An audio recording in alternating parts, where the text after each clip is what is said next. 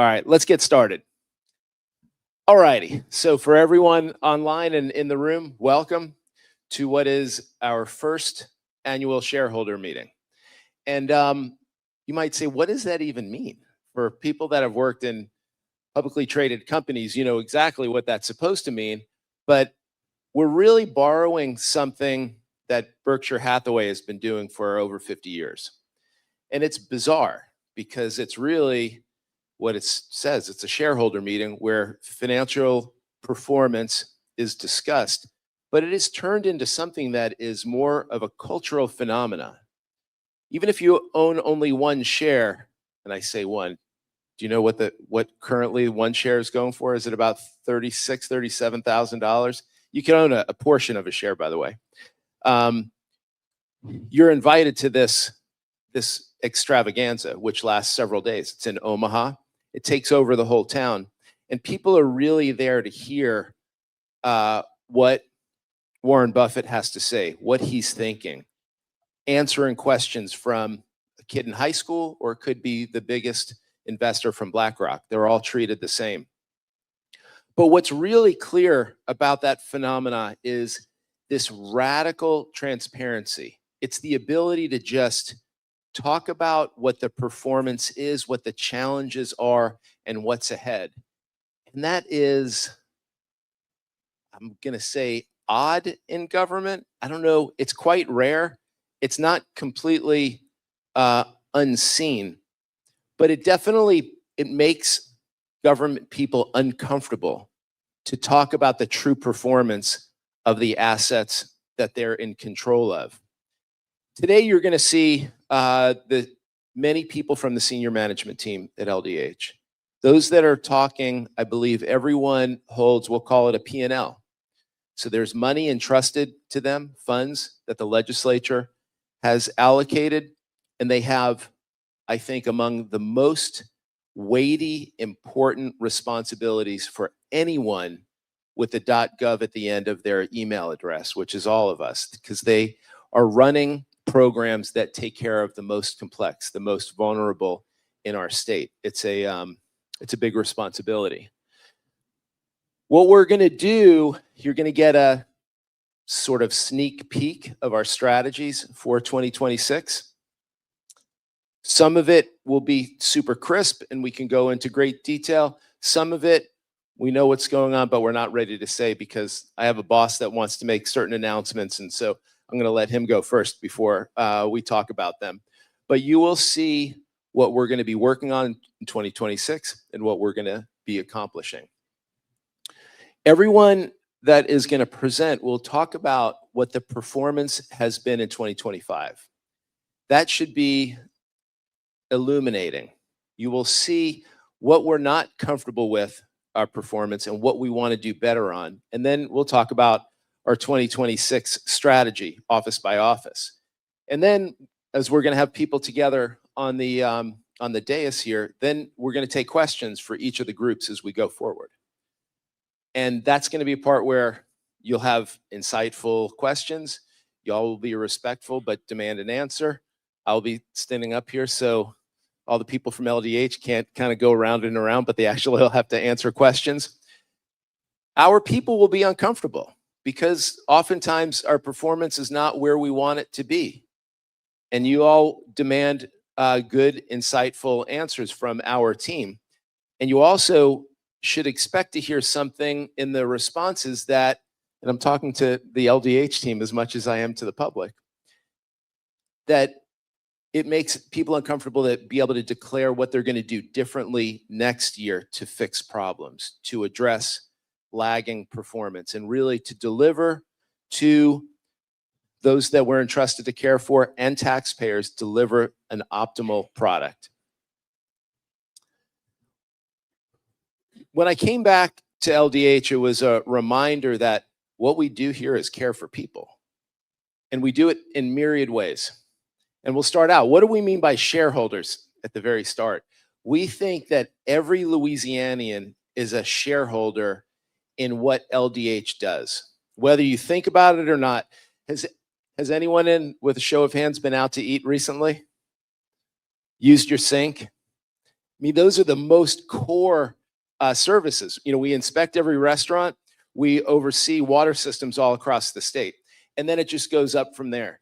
If people have been, well, we'll go through all of our programs today, but you'll see that the services that LDH either regulates, finances, or oversees is in every portion of our life. If you were born in Louisiana, you have a birth certificate that has our registrar's name on it. When I'm pretty sure all of us at some point will die, you'll get a death certificate, you'll work with a funeral home director, and all of your accounts will be settled up based on those documents. That really is cradle to grave, and we do a lot in between, which you'll see today. But when I came back last year, what was lacking internally was a recognition that the thing that you can feel about the people who we care for on a day-to-day basis. So we introduced the concept of patient story, which allows us to make clear what we do and why we do our jobs. This is really the thing that I think gives everybody the filling up of the soul, because we work hard here. We don't do compensation surveys that often, but I know oftentimes you can make a bigger salary going elsewhere outside of government, but people are here for a reason because it's so fulfilling. And I'm about to tell a story that I think will illustrate about what we do and why we do it. I'm going to read and go through the story as well. So this is a story about Katie, and Katie lives in Pinecrest. She was diagnosed with tuberous sclerosis just 2 days after birth and has spent her entire life fighting challenges that most of us cannot imagine. She has severe intellectual and developmental disabilities that requires constant specialized medical and personal care. We call that co-occurring conditions, and we have been, over the last century, pretty good at dealing with people with one condition or the other, but we, in the last 20 years, have seen a rise of people and kids especially with co-occurring conditions. At the time, Katie lived at home with her family, surrounded by love and constant care. She always experienced aggression, but as she grew older, it became hard to manage. Today, Katie is 23 years old. Developmentally, she functions at about the level of a 3-year-old. When she has a meltdown, her emotions combine with the intensity of a toddler and the strength and size of an adult. In early 2018, Katie underwent heart surgery, and later that year, her aggression escalated to an unsafe level. In October of 2018, her mother had hip replacement surgery and had to isolate for her own safety while recovering. The family pursued every available option: home care, early steps, ABA therapy at home, speech studies in Birmingham, and specialists across the state. However, once home care agencies learned of Katie's aggression, services were denied.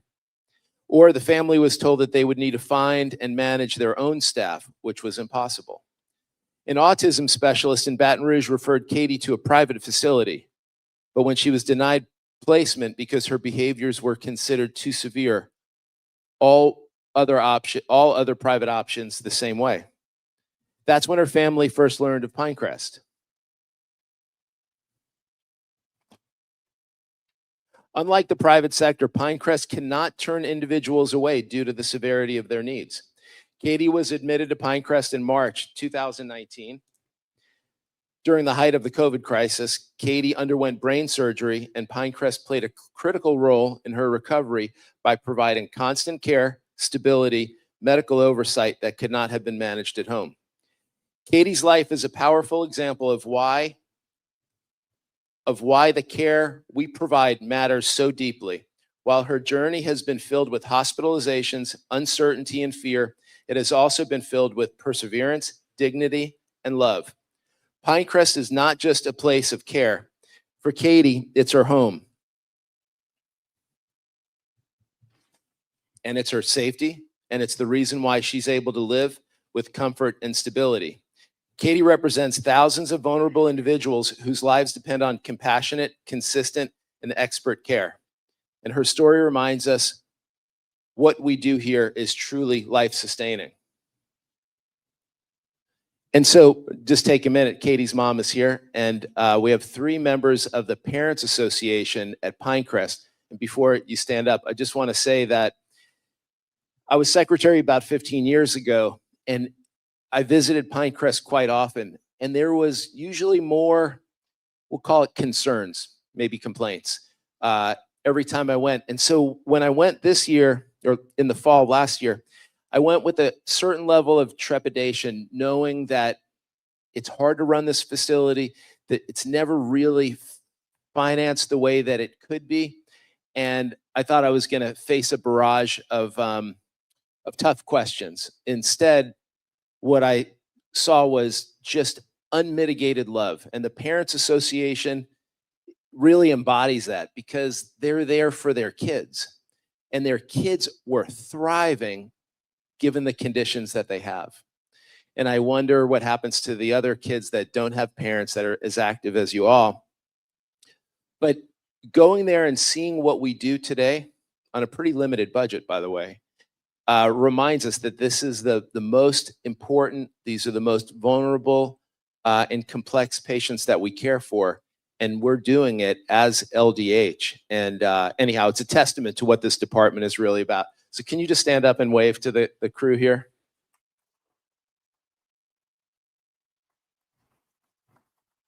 Send Katie our love. And boy, I tell you, there's she loves dolls, and she plays endlessly a DVD. I don't know. I mean, this is back from when I was a kid too. Back to the Future 2. She watches it over and over again. I love it. I had a hard time. We were talking when we were in her room, and I just had a hard time because I kept watching the TV as it was going on and on with the movie, which I love. So anyhow, thank you for being here. Know that this is a perfect example of why we love doing the job that we do here. All right, so a couple things. Let's start to talk about our performance in the future. And we've got a time ticker. We've got a lot of content, so I'm going to go through these pretty fast, and we'll have time to take questions a little bit later. Here's our agenda. We're going to go through our agency reports. We'll do them one by one up here as a panel, and then we'll do Q&A, and then we'll bring the next panel up. Same thing, Q&A. We'll take more questions, and then we'll wrap it up. It should be good. We are we're changing a lot, but not that much at the same time. We still have the core functions, but we are changing our logo and our tagline. So it's not put in cement yet, so we're soliciting feedback. The tagline of creating a healthier Louisiana, and we're going to one color. If you remember, our previous logo had a mustard color, which we discuss all the time about color patterns and palettes. All right, so when I think about how we did in 2025, I think about it, this is the world's biggest, or you could think about the best companies. Think about, we did probably a good solid B. It's gonna make sure that you don't get, if it's your report card, you don't get in trouble when you come home and show it to your parents, but it's not gonna get you into med school either. You know you can do better. I can't find anything that we're doing poorly. So for safety purposes, for efficiency purposes, I'm really quite pleased about where the department is today, but knowing we definitely have a lot that we can improve upon. For those that are thinking about this, legislators like to say, gosh, you have the biggest budget. It's so much money. Is it too big? Well, maybe, maybe not. That's not the question. But what I do like to think about is all right, maybe not that button, is what the ROI is. So we think about the entire state budget at being, where's my budget guy? Where's Drew? 56, 50, almost $50 billion. So this is more than half of the entire state budget. But to get to where we're at, to 26 billion, I say only, put it in context, only requires 3.3 billion of Louisiana taxpayer dollars. We run a very efficient shop where most of our programs are matched with federal dollars to discharge the responsibilities that we're given. So again, think about it.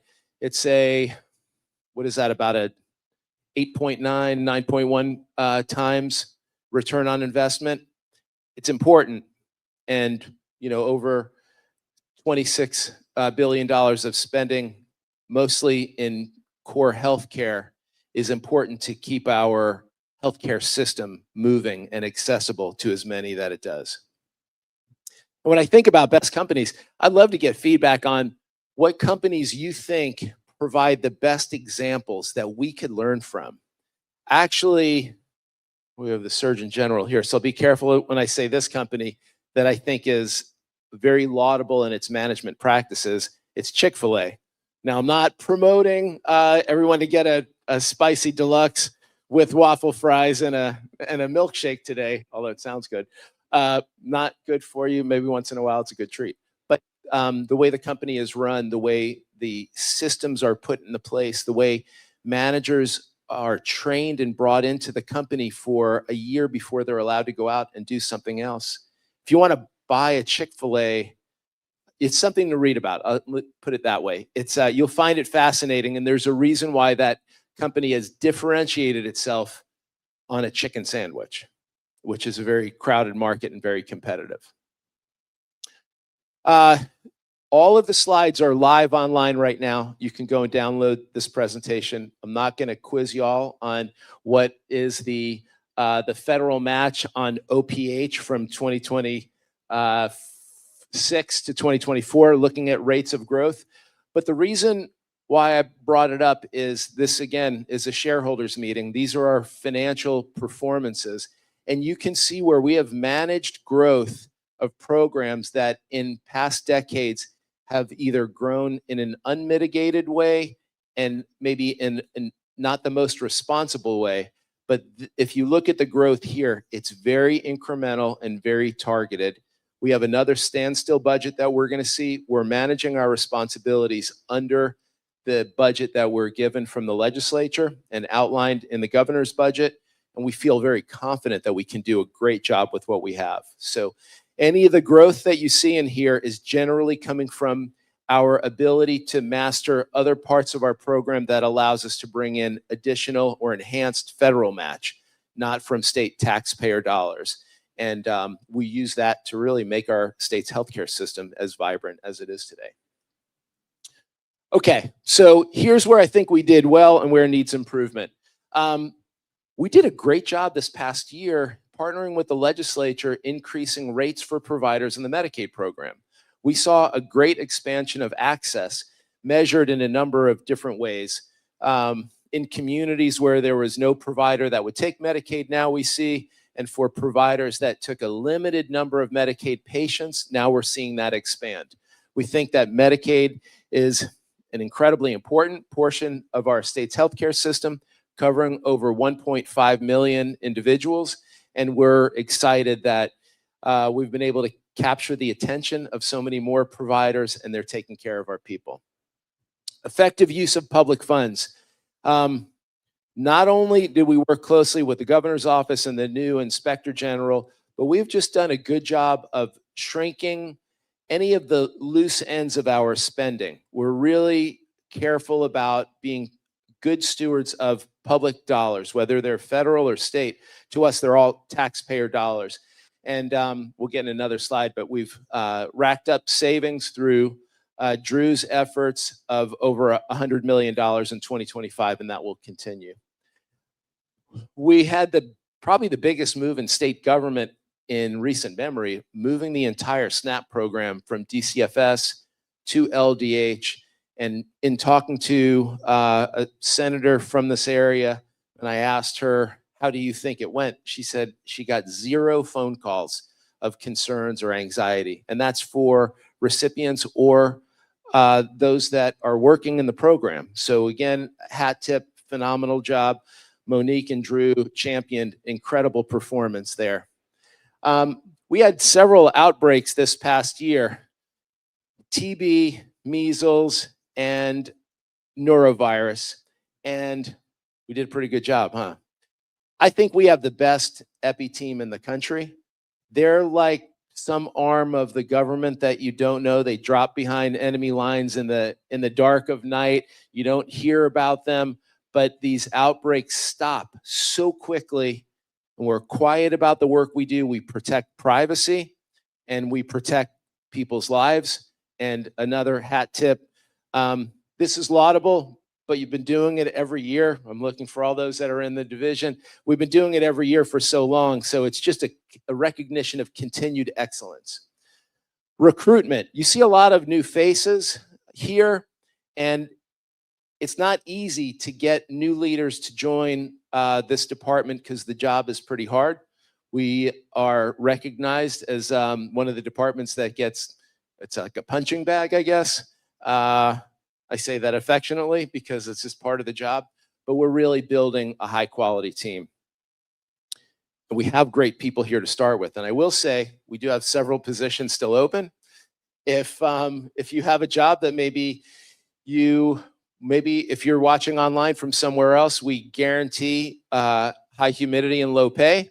I ask you to come join. If you're here in Louisiana and you know about the high humidity already, and you want maybe a part of your career, a couple years, or for the rest of your professional life, something that really can't be matched in its impact and fulfillment, come see me afterwards because we have a couple positions open. We, for those in the hospital world, we have a hospital financing program that was maybe performing pretty well, but not at its optimal position yet. Over 2025, we worked really hard to be able to deliver funding to hospitals to carry out the very important roles that they play in communities all across the state. Very proud of that. And we began this process to modernize the Medicaid program, and that has several components to it. Everything from the actual computer systems that I'm looking around and probably were developed before some of us were born. COBOL system, if you remember that coding. We have many systems that operate separately, and now finally we're bringing those at least to the 90s. We're going to try to bring it to modern days. We held the first Quality and Value Convention. Anybody here attend the Quality and Value Convention? It was pretty cool. We had 326 people in the middle of July, all coming together to figure out a path forward to increase our health outcomes, which I was really excited about. We are today overhauling our healthcare facilities. We own and operate 5 facilities. It comprises 42% of all the FTEs at LDH, and they have not been optimally organized, studied, or our performance maximized. And we're in that process right now. You'll hear about this later today. Emergency preparedness, we'll be talking about that over the next year, but we're bringing all the assets together to operate as one unit. It's very exciting. Again, we're one of the best in the nation, if not the best in the nation today. We're streamlining our contracting, increasing our collaboration, and it just makes us better. While we hope for the best, we prepare for the worst. And then we launched 2 programs in the SUD and birth world, Project Mom and the Bridge Project, which is super exciting, modernizing the approach on how we save lives and help people recover, partnering with our great hospitals around the state. What we need to work on, we still do things generally the way we did them 10 years ago and 20 years ago and 30 years ago. We call this the regulator's dilemma, and there's a reason why it's been so challenging for us to modernize our programs, to change our focus. A lot of it has to do with how things are grant funded, or we've been doing it a certain way. It's lower risk. We have to change the narrative and increase our innovation. As I mentioned, we have many very old computer systems that we rely on. On the one hand, we have very strong uptime. They don't break very often, but they also limit our ability to innovate our programs because they're hard-coded and you can't be very agile with the way you design the programs. We don't study the true outcomes. We spend and we think about spending as the outcome, but you'll see a greater focus over the next several years on measuring these incremental gains that we make on actual health and the outcomes that could be measured on death rates, et cetera. And this past year, Well, we have all these myriad programs together. They work together as people, but the programs don't work together as well as they should. The best example is we have an Office of Behavioral Health, but the majority of our spending is through Medicaid, and we're going to see greater integration. And there's a list of integration activities. At the same time, our grants come to us to fund last decade's problems often. Washington, D.C. is not keeping up with what's happening to people's lives. And a good example is just in behavioral health, we are thinking about what's happening today, whether it's in schools and households and communities. So vaping, online betting. Now we have not just sports betting, which is pretty widespread and causing a lot of problems in the addiction world, but now you can start betting on different elements in life, whether it's on a war, an election, how many times an announcer in a basketball game uses a certain word. It's crazy. And so some people become addicted to that. That's not really how we're organized. Substance abuse is continuing to morph. We're watching alcohol use levels drop. At the same time, we're seeing a variety of marijuana. I don't even know what to call it, whether it's gummies or infused in soft, well, it's not soft drinks if it's got CBD in it. But we're facing a moving target when it comes down to substance use, and we need to keep our programs modernized to be able to address that. We're watching how the middlemen in the American healthcare system move. So PBMs, health insurers, and those that carry out our contracts throughout the rest of the department, they represent a layer that in the past have always been seen as partners, but in the public media sort of have lost their luster.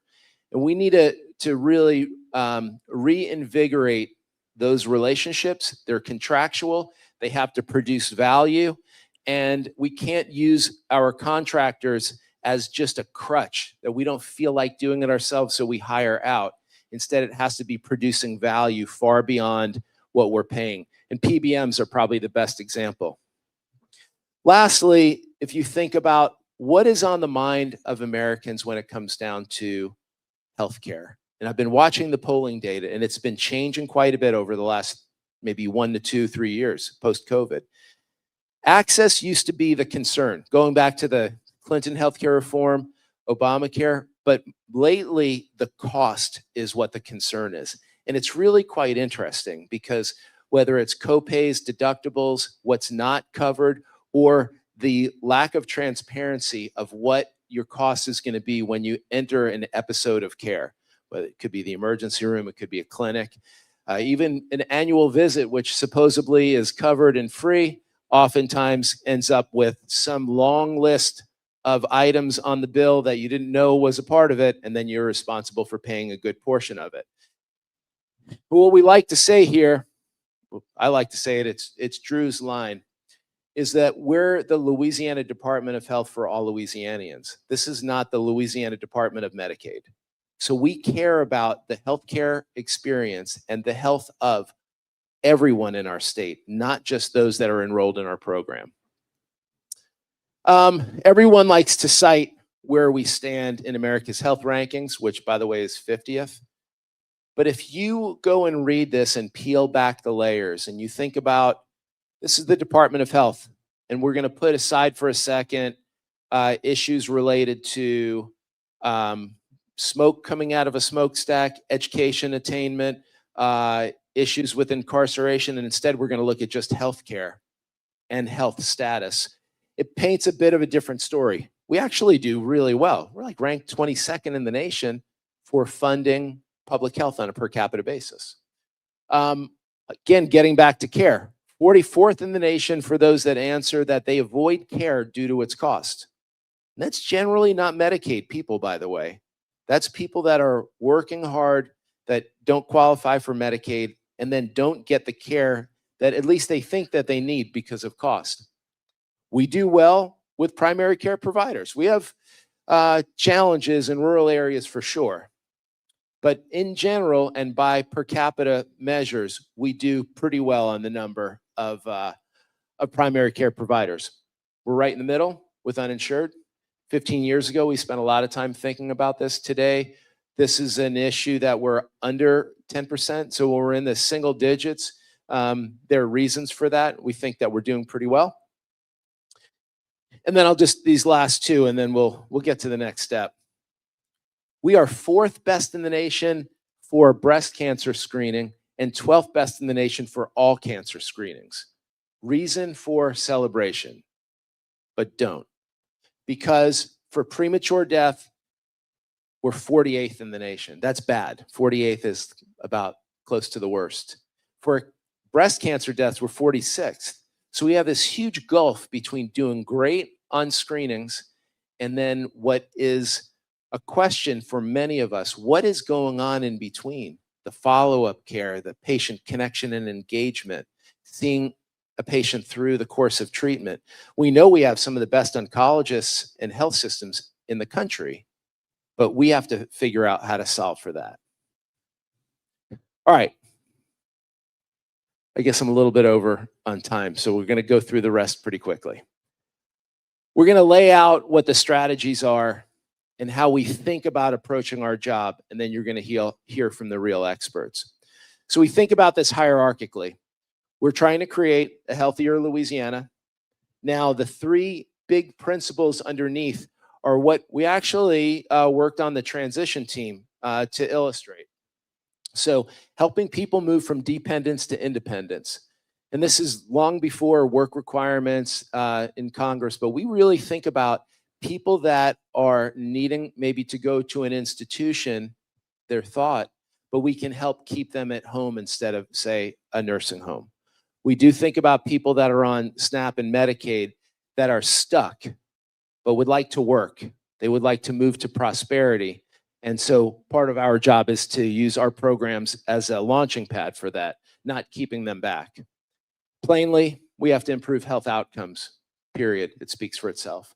And then lastly, putting patients over bureaucracy. This is about making it easier for both patients and providers to work within the healthcare system.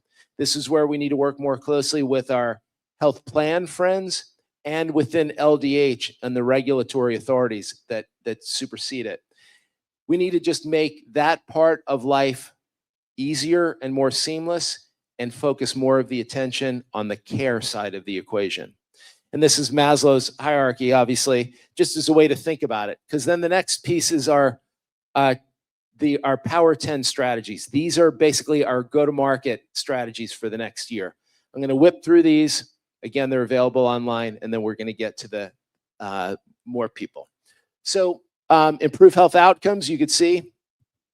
We just hired a new chief quality officer that's going to oversee about $700 million program that is set up to reward the attainment of quality measures with our hospital partners. And that's going to be a huge step forward. You see, we're going to do more in the area of putting eating and health together across communities in our state and renew the fight. It's reinvigorate what we do in public health to emphasize managing or reducing chronic conditions. Mental health, behavioral health. We do a pretty good job today. We don't have this master plan. We couldn't tell you exactly what the end-to-end strategy looks like. So look for this year. We'll probably be calling on a lot of you that are in the room to come work with us to design what this reinvigorated and comprehensive plan looks like. So that'll happen probably in late in the first quarter into second quarter, and then we'll work throughout the rest of the year to really assemble this, identify the assets and funding, and put something together that's really meaningful. One thing that we do and we're focused on is running this department extremely efficiently.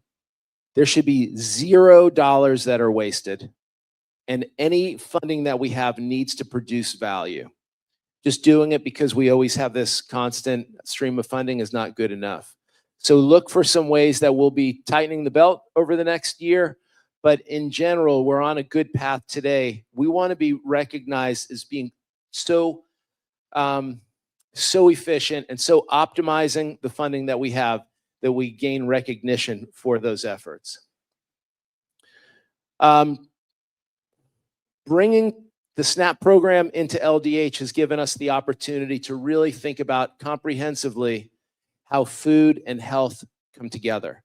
We'll be launching on the 18th of February a new waiver that that eliminates energy drinks, soft drinks, and candy from SNAP. We're going to be establishing the Office of Health and Nutrition, which will bring together chronic condition management and food policy together. And you look for some extra efforts in our WIC program to bring more moms and kids into the program to get access to the healthy food that it allows.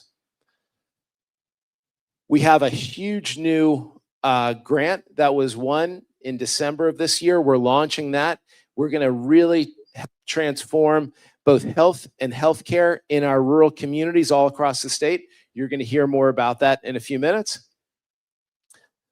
Again, we talked about moving from dependence to independence.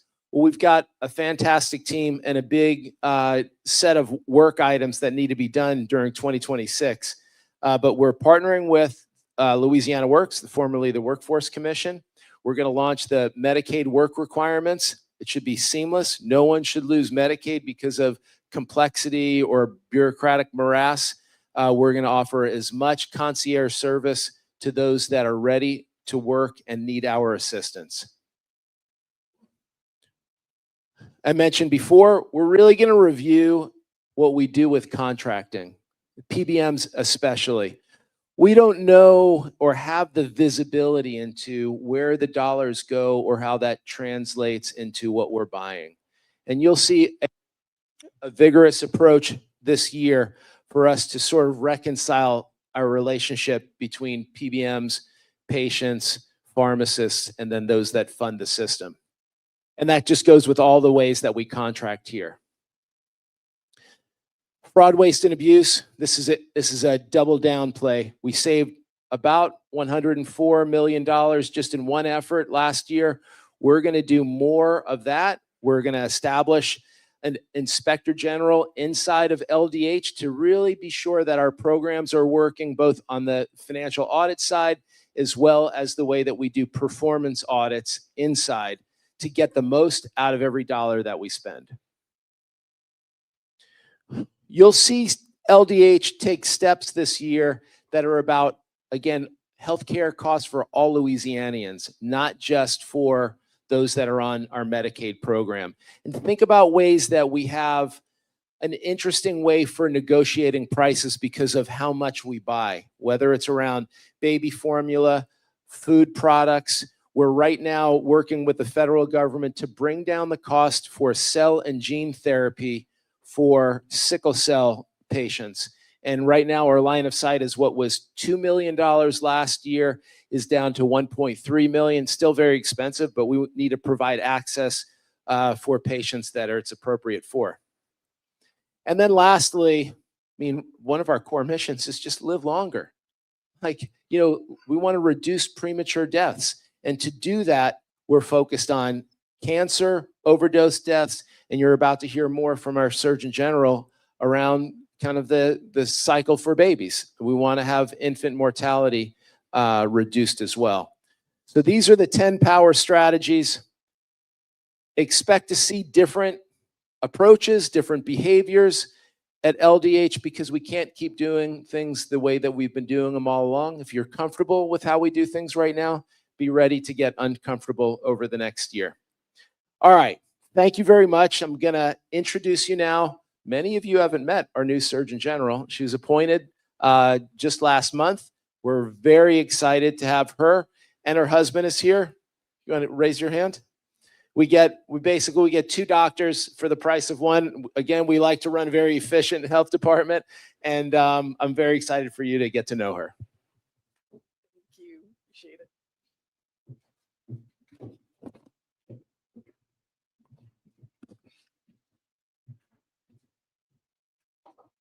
All right, thank you, Secretary Greenstein.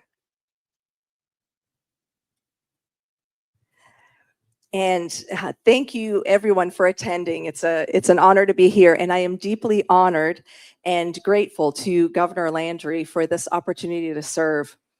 No doubt I have big shoes to fill with Dr. Ralph Abraham being my predecessor. This is a photo of him in his role in emergency preparedness last year.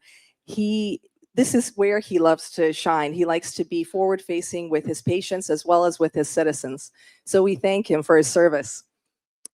Dr. Ralph Abraham and Dr. Weich Coleman, who, by the way, will continue on as Deputy Surgeon General, will have had a very productive year. And so to recap some of the things that they've done, they've had been really championing the protection of patient autonomy, of the patient-doctor relationship, and ensuring the success and competitiveness of our medical schools, as well as the efficiency of our Louisiana State Medical Board of Examiners. LSBME licensure previously had taken 9 months to get accomplished. Now it's down to 24 days. So we applaud them for those successes, and I'll continue their efforts. A little bit about myself. I am an obstetrician gynecologist. I'm as well a functional medicine physician. I had a Bachelor of Science in Physiology from the University of Toronto, as well as a medical degree from Ross University, and then OBGYN residency at LSU New Orleans. I'm practicing here in Baton Rouge for the past 20 years. I recently finished, I completed functional medicine training this summer, and that gives me this idea and approach to holistic health and really investigating root causes of health problems. So this is an exciting time. It's a pivotal moment for us and a moment for change, for dramatic transformational change. So with the Office of the Surgeon General, we are in strong alignment with the Louisiana Department of Health. So I applaud Secretary Greenstein for transformational change. He is having the courage to do this. Change is difficult. And so I applaud his courage and already his efforts and commitment for this change. Louisiana's healthcare outcomes are known to be amongst some of the worst in the nations. We just had a good review of it.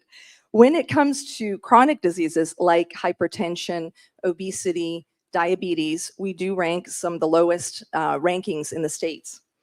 This choropleth map also highlights another area where we need to improve, and that's our perinatal outcomes.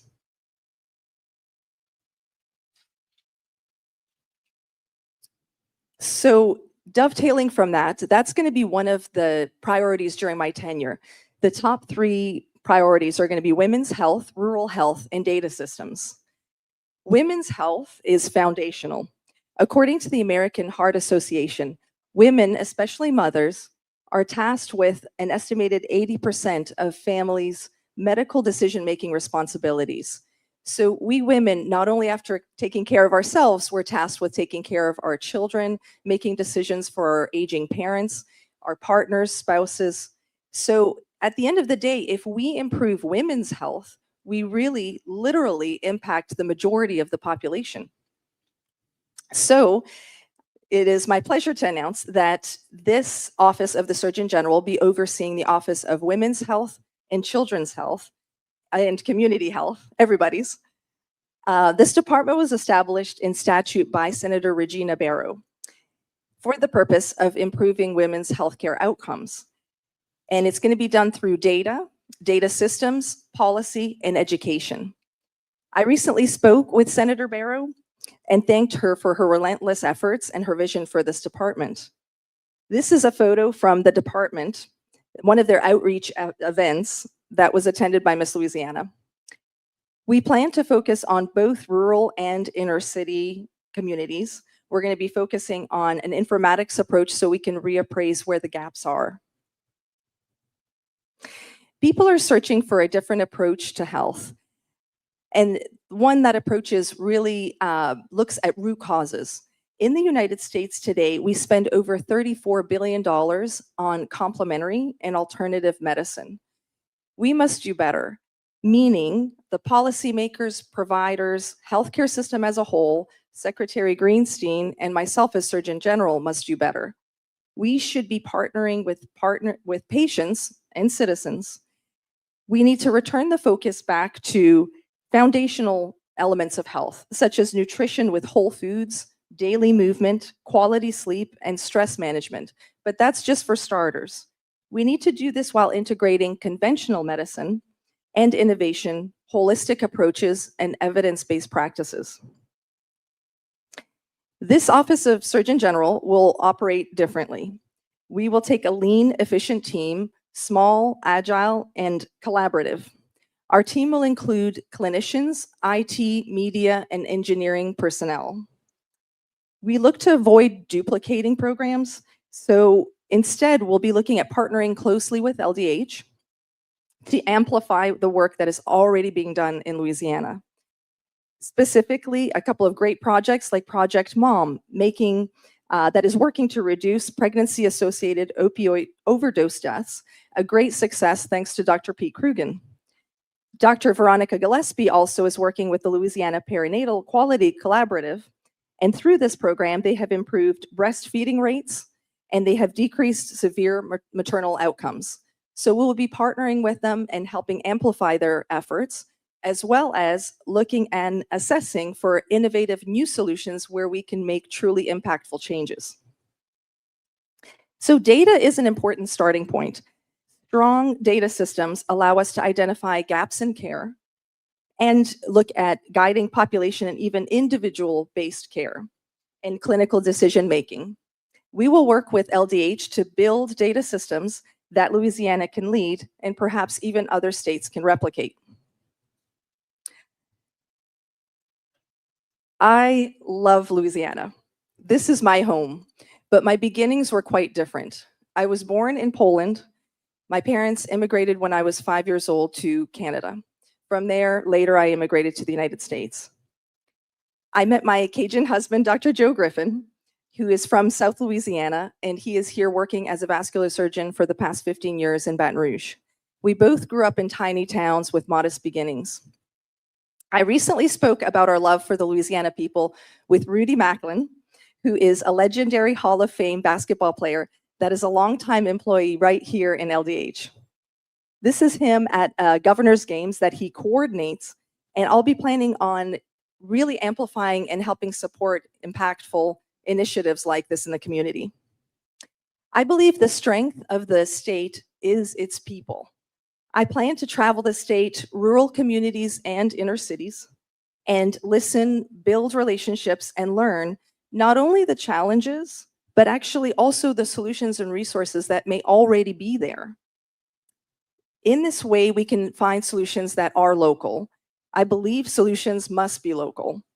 By supporting local people, local resources, local ideas, we can build resilient, durable programs that can last beyond funding cycles.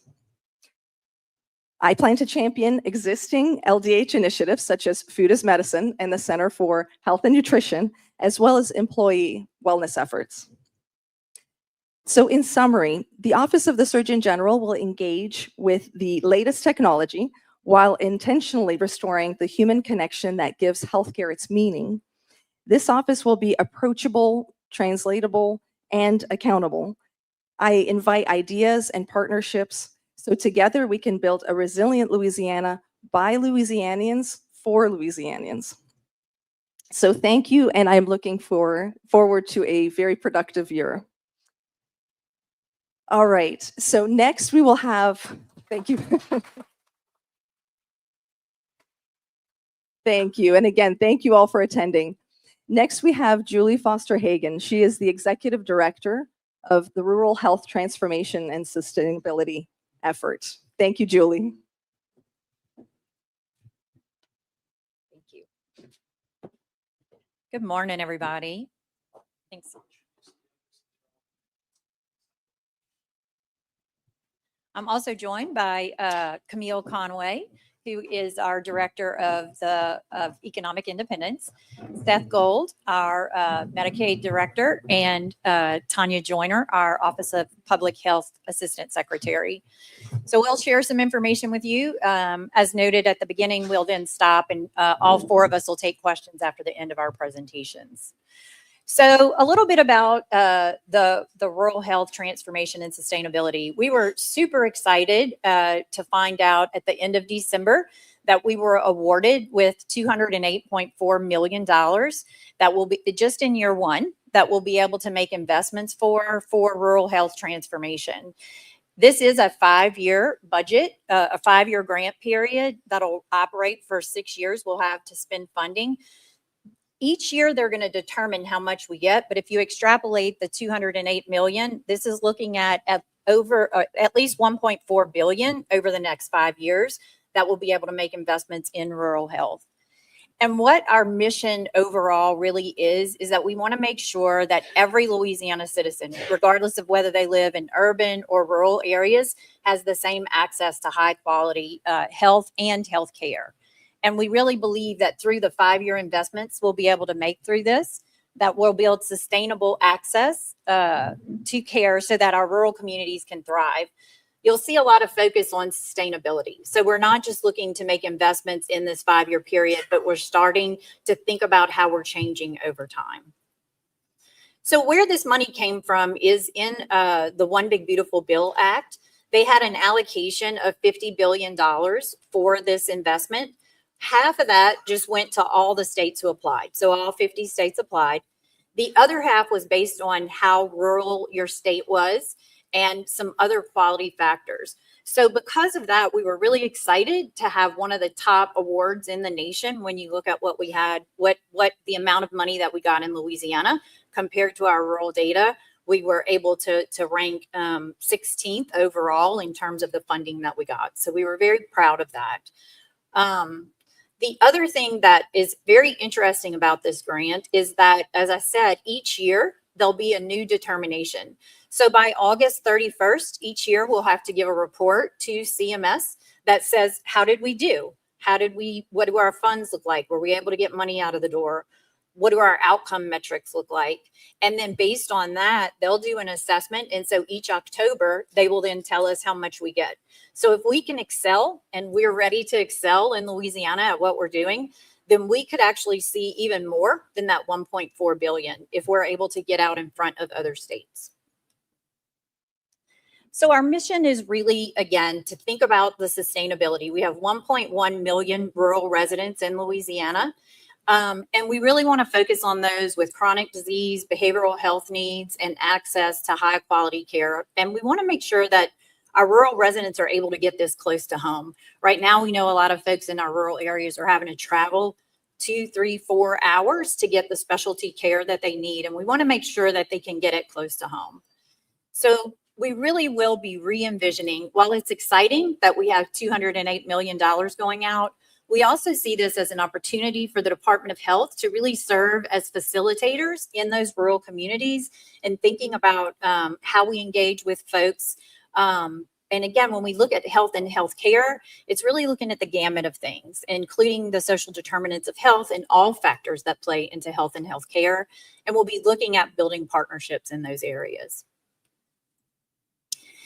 And you might think, why is this important? So 44 of our 64 parishes are either fully or partially rural. So that means that close to 30% of folks who live in Louisiana live in a rural area. So it's important that we focus on them. The other thing that we know, and Dr. Griffin talked about some of our poor outcomes that we have, but we know that when we look at prevalence in folks who live in rural areas compared to folks who live in urban areas, that they have higher instances of heart disease, diabetes, obesity, and tobacco. So it's especially important that we look at meeting rural residents where we are, because we know these outcomes are even more, there's more impact in our rural areas. We also know, we talked some about the healthcare professional shortage areas. When we look, this one is just primary care. When we look at the number of primary care physicians that are available to the number of residents, we see that in many areas across our state, there are healthcare professional shortage areas. And so you'll see that some of our strategies will help to directly address workforce and the health outcomes that we're seeing in rural areas. So just a little bit about the journey that we've had. The one big beautiful, we found out about this rural health task force, or about the rural health money coming around August. And so we know that when there's a grant opportunity, when CMS or HHS will put out something called a notice of funding opportunity. We didn't want to wait until that notice of funding opportunity came out. And so we wanted to put together a group. So we put together a task force so that we could begin working on the initiatives ahead of time. We did turn in our application in partnering with that task force, in partnering, and you'll hear a little more about some community idea raisers that we did. We had a request for information out, and we were able to gather as much information as we could in the short time we did, so that we were thinking about funding strategies and partnerships that were truly impactful for our rural communities. We submitted our application a day early. We were shooting for a week early, but CMS waited to give us some frequently asked questions until right before.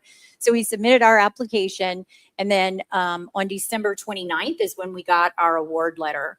I have a lot of folks who've been paying attention to this in the news, and folks kind of saying, so where do I go to apply to get part of that $208 million? But I'll let you know, as you can see in our timeline here, while we did get the notice of award, we are still having to make some adjustments to our budget application.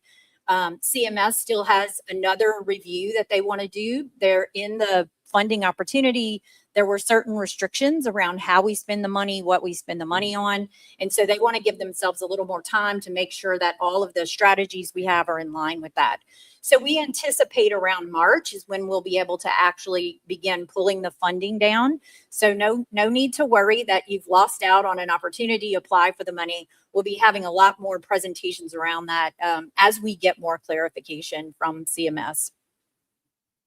So what are some of the things we're looking for? I'll get into a little more detail about specifically what we're looking to fund in 2026. But one of the things the grant required is that we make investments in major areas. We had to make investments in at least 3. We chose to make investments in all 5 of the funding areas that we were allowed to, because we heard from folks that there were needs in all 5 of these areas. So you'll see that we're making investments in workforce and really trying to think about how we build access in rural communities to the workforce. We're not just focused on nurses and doctors, well, that's important, but we're focused on the workforce, from folks who do billing and coding to folks that are in allied health, to your CNAs, and really the whole gamut of folks in healthcare, and want to look at ways to do that. So we have several funding opportunities there.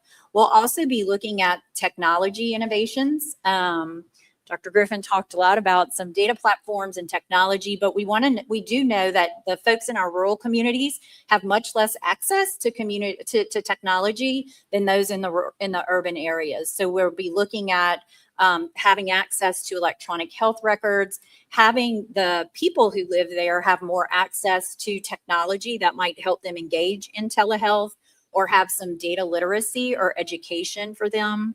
And so you'll see some investments there. We also have innovative care that we'll be doing. Right now, we don't have many rural facilities that engage in what we call value-based payments or alternative payment models. There's risks associated with that. So we will be building on looking for new payment mechanisms in those rural facilities, as well as looking at some innovative care models. We know that there's a lot of new research out there around technology, whether that be wearable devices or remote monitoring type devices. So we'll be looking at opportunities to fund pilots for those. We also will be having strategies around Make Rural America Healthy Again. Again, here you'll see a real focus on wellness and preventative care in terms of nutrition and physical activity, but also some targeted strategies with our focus on behavioral health, our older population with our PACE sites, and other activities. And then finally, you'll see investments in sustainable access. We do know that a lot of our rural healthcare facilities are aging and older and unable to maybe support expansion because they have some need for capital improvements. And so you'll see an opportunity for us to make investments in those capital improvements. So a quick highlight of kind of what happened or what did we accomplish. Again, we didn't really start until August of this year, but since August, we put together that task force. We were really proud of the task force. It was a 64-member task force. It's one of the largest, if not the largest, that we've had in LDH that we pulled together quickly. Many of you in here today, I know were a part of that task force, and really we appreciate the input. We got valuable input from that task force, and we did have a lot of folks from our healthcare communities. But one of the things we were trying to think about is also pulling in other non-healthcare related folks that would have an impact on our communities. Like we had folks from the sheriff's office. We had folks from the local Department of Education. We had rural mayors. We pulled in someone from Rouse's. They have a healthcare division. Thought about Dollar General because they're investing in a lot of rural communities. And so really pulled that task force together and had again, a lot of really great input that led our efforts in terms of what we put in our grant application. We also held community idea raisers where we went to rural areas and opened it up to partners to come so that we could hear from them. And then we also had a request for information where we had over 250 responses for people to tell us what was important. And we're really proud of the fact that the work that we did was actually recognized, not just for pulling this together, but for thinking about implementation before we even got our award. And we've been able to participate in a couple of national panels and presentations around the work that we've done. In terms of financial stewardship, the grant itself, again, it's a large grant. It allows for us to have a 10% use 10% of it on administrative cost or for the department. Secretary Greenstein has asked that we limit that to 1% because he feels like it's important that we use these dollars to get into our communities and not use those dollars to help administer the program. So we'll do that as leanly as possible so we can maximize those dollars that are going out. We have also started engaging our Office of State Procurement and our Office of Technology Services. They're going to be close partners in us being able to get the money out of the door quickly. And again, I'll have to do a report by August on how we're doing, what's our performance so far. So it's important that we start those engagements early. We will have transparency in all of our funding. We are, as Bruce mentioned, in terms of recruitment, I actually have some positions posted right now. So if anybody is interested in coming to work for us, we are building a new team to work on rural health transformation. Right now, I'm hiring for an executive management officer or chief of staff, a deputy director, and 2 program leads. And then about 2 or 3 weeks, we'll be opening some project management type positions. There's a link in here. So if anybody that's interested, feel free to go to that link and apply. And again, really focusing on sustainability from the very beginning. We're thinking about what's going to happen. I hear stories all the time about we did this really cool grant and then the grant ended and now we don't do it anymore. And so we're trying to think of programs that we can do that are not just about funding for the 5-year period, but thinking about strategies that will be long lasting. And again, thinking about that from the very beginning in terms of what we're implementing. So where are we going in 2026? Right now, some of you may be familiar. We do have a state office of rural health, and that's under the Office of Public Health. We'll be combining that office with this new office under the Office of the Secretary, so that we'll have one location that we're focusing all efforts for rural health under. We'll also be implementing a Rural Health Transformation Advisory Council. We'll be taking some members of that task force, but it'll be smaller, but it will be an advisory council that will be part of our transparency. We'll meet quarterly. Our meetings will be open to the public. So if it's something you're interested in, please pay attention. We'll be announcing those. We have to do quarterly reports to CMS. We will make sure that advisory council are seeing those reports before going to CMS, helping us gauge where are things working and where are things not working. We'll also be looking to facilitate regional partnerships so you can pay attention to those. We'll be doing a gap analysis or a needs assessment so that we can look by community. There's a lot of work that's been done to look at where's their broadband access, where are their gaps, where there's transportation, where are their gaps, where are the specialty services, not one that's kind of put them all together. So as we look at these fundings, making sure that we're getting the money out for the right activities, and we'll use that assessment to do that. We will also be making sure that for the grants that we offer, one of the critical things the folks in the rural areas told us is please make it simple. Please don't put some fancy thing out on a website somewhere that we have to go find, that if we have a typo, it means that we don't get an award. And so we really took that to heart. And as you see these funding opportunities come out, they will be as simple as possible. And then we will be working to implement a rural clinician credit bank. Well, these are some of the strategies that we have. We will have new education and training pathways. We'll be looking to implement a statewide electronic health record. We will be looking to have more people have access to digital literacy and education and training, and developing regional care conveners and navigation networks. And again, implementing that rural health facilities capital improvement. I'm running over, so I'm going a little bit fast now. But again, much, much more to come about those. Quick patient story. When we did our community idea raisers, one of the things I found really intriguing was that we had folks who stood up who, without us having to invest any money, were able to talk about, hey, I have this grant program or I have this activity and I don't have enough people in rural areas that are applying for these.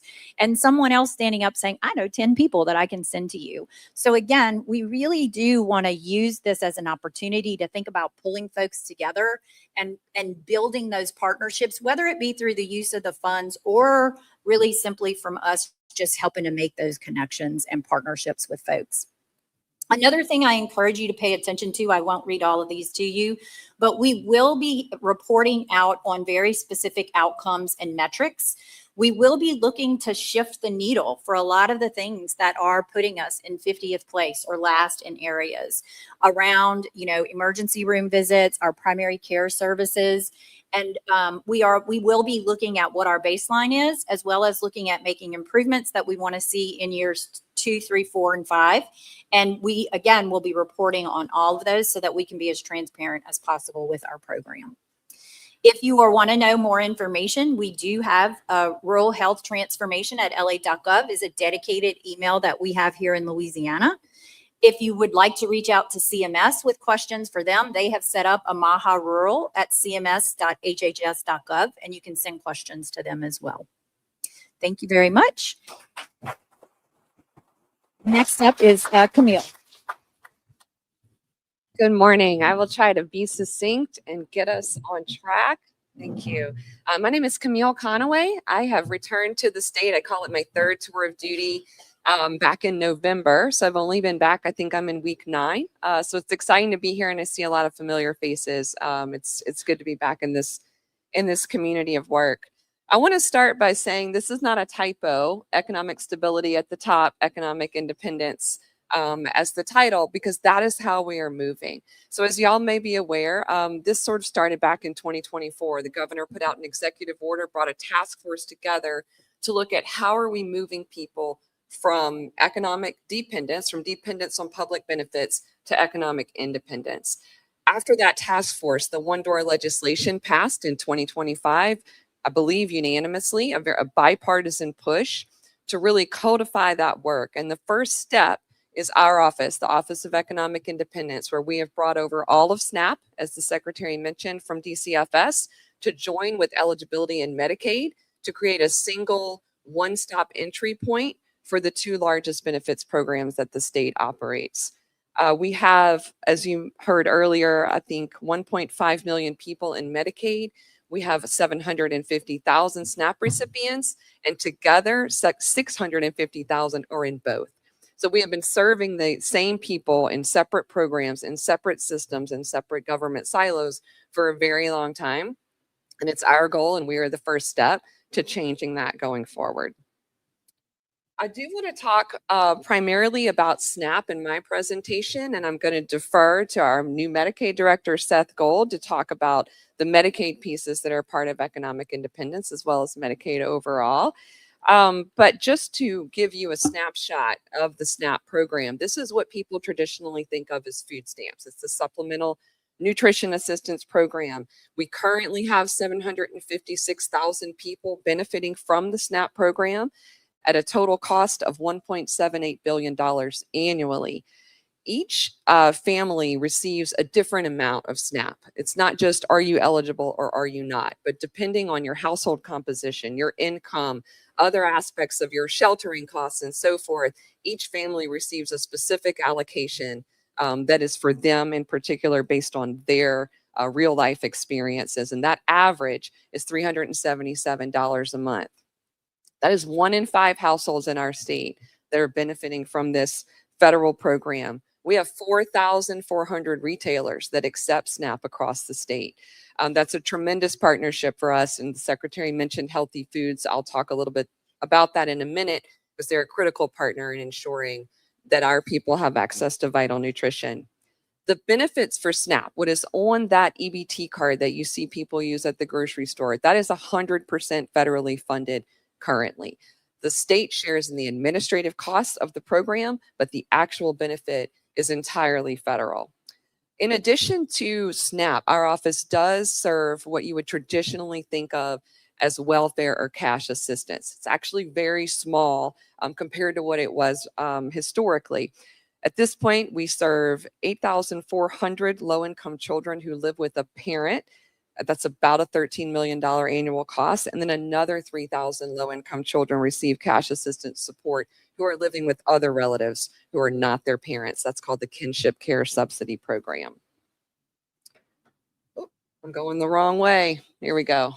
I want to give this visual because I talked about how the first phase of the One Door project is bringing together the benefits program. We want to do a better job of that one door in to access the services that people need to become stable in their life, to receive health care, to receive nutrition. But a really important piece of that is the one door out. What are we doing to make sure that benefits really are stabilizing and transitional for those who can and want to work? So part of my job is actually a joint appointment with the labor agency, with Louisiana Works, because we want to build a seamless pipeline, a warm handoff. Traditionally, much like SNAP was over here and Medicaid was over here, the workforce programs are over here, and never the three were talking. We're processing benefits. They're trying to help the public get to work, but we were never connecting them directly to how they could receive education, skills training, wraparound services, and ultimately connections to high quality employment. So a big piece of our work will revolve around that Louisiana Works partnership to build, again, the one door in, but more importantly, the one door out.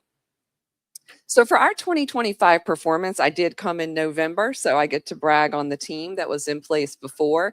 October 1, all of SNAP moved over from DCFS, as the Secretary mentioned. That was an enormous lift. That is hundreds of caseworkers. That is a large staff here across the street who all made the migration to sit alongside Medicaid. And we'll talk a little bit about what we're going to do to integrate going forward. You may recall the federal government shut down in November. So less than a month after SNAP moved to LDH, we were in a position to have to furlough the SNAP employees and potentially shutter the program. A decision was made by our state legislators and the governor that Louisiana would find a way to backfill the federal benefit. I mentioned the benefits entirely federal. That was stopping with the shutdown. The SNAP benefits would not be loaded to cards. Instead, Louisiana was one of only 2 states that appropriated funds immediately to make sure that those benefits would still go out. There was absolutely not a single day where benefits did not flow to people that need them in this state. When the shutdown ended, we brought everyone back from furlough, we restored the typical program and moved forward. But we were very, very proud of the team and the enormous lift that took to stand up what they call LSNAP, a Louisiana SNAP program, literally overnight, for seamless coverage of benefits for our people when they needed it most. Quality and timeliness, you should be very proud of this program. It is the 6th most timely program in the nation, meaning people get benefits on time as they should. For expedited benefits, that's a 7-day turnaround for their eligibility. For a typical case, that's 30 days. So we are one of the fastest to approve. We are also one of the most accurate, 12th in the nation for payment accuracy. That's not just accuracy of should the family get the benefit, but that is accuracy of the amount that goes on that card for that family each month. Sunbucks is a really critical program that started a few years ago. You may be aware of it. For all those children on free and reduced lunch in our schools today, we know we have a hunger gap in the summer when those kids are back home in their communities and they're no longer accessing breakfast and lunch at school. The Sunbucks program is now filling the gap. This past year, 600,000 children in Louisiana received benefits on their EBT card, totaling $71 million to ensure access to nutrition across the summer months. And then finally, our team applied for and received a federal grant that we call the Louisiana Carrot Program. We launched it in 6 parishes in April. We are now live in 11 parishes and about to go live in Baton Rouge and New Orleans. This is a direct cash incentive for SNAP recipients. When they buy fresh fruit or produce, vegetables and fruit, they get 30 cents back on the dollar, back on their card. So it is an incentive to purchase fresh fruit and vegetables and keep more of the benefit. Make your dollar stretch further that month with your SNAP benefits. We had 71,795 people that participated in that program in just the 11 parishes so far. With the Baton Rouge and New Orleans launch, we're really excited to see that number go significantly higher next year. So as I mentioned, looking at financial stewardship, the SNAP benefits are 100% federally funded. The administration is 50-50. An important note, the HR 1 One Big Beautiful Bill did change that administrative cost share, which does mean we as Louisiana taxpayers will pay a larger share of the administrative costs of SNAP going forward. It will be a 75% state burden and a 25% federal burden going forward. We are planning for that and working with legislative leaders. That does start in the next fiscal year. A couple of points to save money. While we can't control the cost share, we can certainly do whatever we can to be more efficient and keep those administrative costs down for our taxpayers. We received 2 grants for technology from our federal partners. One is helping us with wage verification, and that's going to be really important. Right now, or historically, when someone says, well, I make X or Y, we had no way to actually verify that that was accurate apart from them uploading a wage statement or trying to offer some sort of documentation. We are establishing a partnership with Equifax with this grant and other funds that we are putting forward to ensure that we are getting the wage verification accurate. So again, that the payment amount for their benefit is accurate. We have a technology grant. We were manually collecting a lot of information from schools in order to process Sunbucks. We are automating that. Again, looking for more efficiencies with some of our tech investments. We've done a thorough inventory, gotten rid of cell phones, extra laptops. We've saved money there. We've also renegotiated some of our large vendor contracts to bring those costs down. So thinking ahead as we absorb more of the share of the administrative costs, we have to do everything we can to do our part to keep that cost down. One other important piece of financial stewardship that our secretary asked me to emphasize is around fraud and recovery. We do have a robust fraud and recovery unit inside the SNAP program. We run reports regularly that investigators use to determine when they need to go out into the field and investigate cases. We look at vital records, prisoner match on data, out-of-state use of the cards, multiple card replacements if they're needing a new card every week, high balances on the cards, high number of certain kinds of purchases, and our investigators proactively go out. If recipients have misused the funds, if there is fraud or waste, they are responsible for full repayment of the funds and are disqualified going forward. This past year, our fraud unit did recoup $3.4 million. You can see that most of that is an inadvertent household error. They didn't report that a child moved in or out of the house that affected the payment. They didn't report that they received rental assistance, so their sheltering expenses went down. Most of it is accidental, not intentional, but they are still responsible when they receive the inaccurate amount to repay that money. And our systems and teams are set up to make sure that we are running a clean and fair program. So looking ahead to 2026, let's start with this first goal. So our One Big Beautiful Bill, in addition to changing the administrative cost share, set a threshold. I mentioned that payment error rate. If the payment is above or below what it should be, at the time of determination, the federal government considers that an error when they are reviewing our program. So we have to submit that data every year. The one big beautiful bill set a threshold of 6%.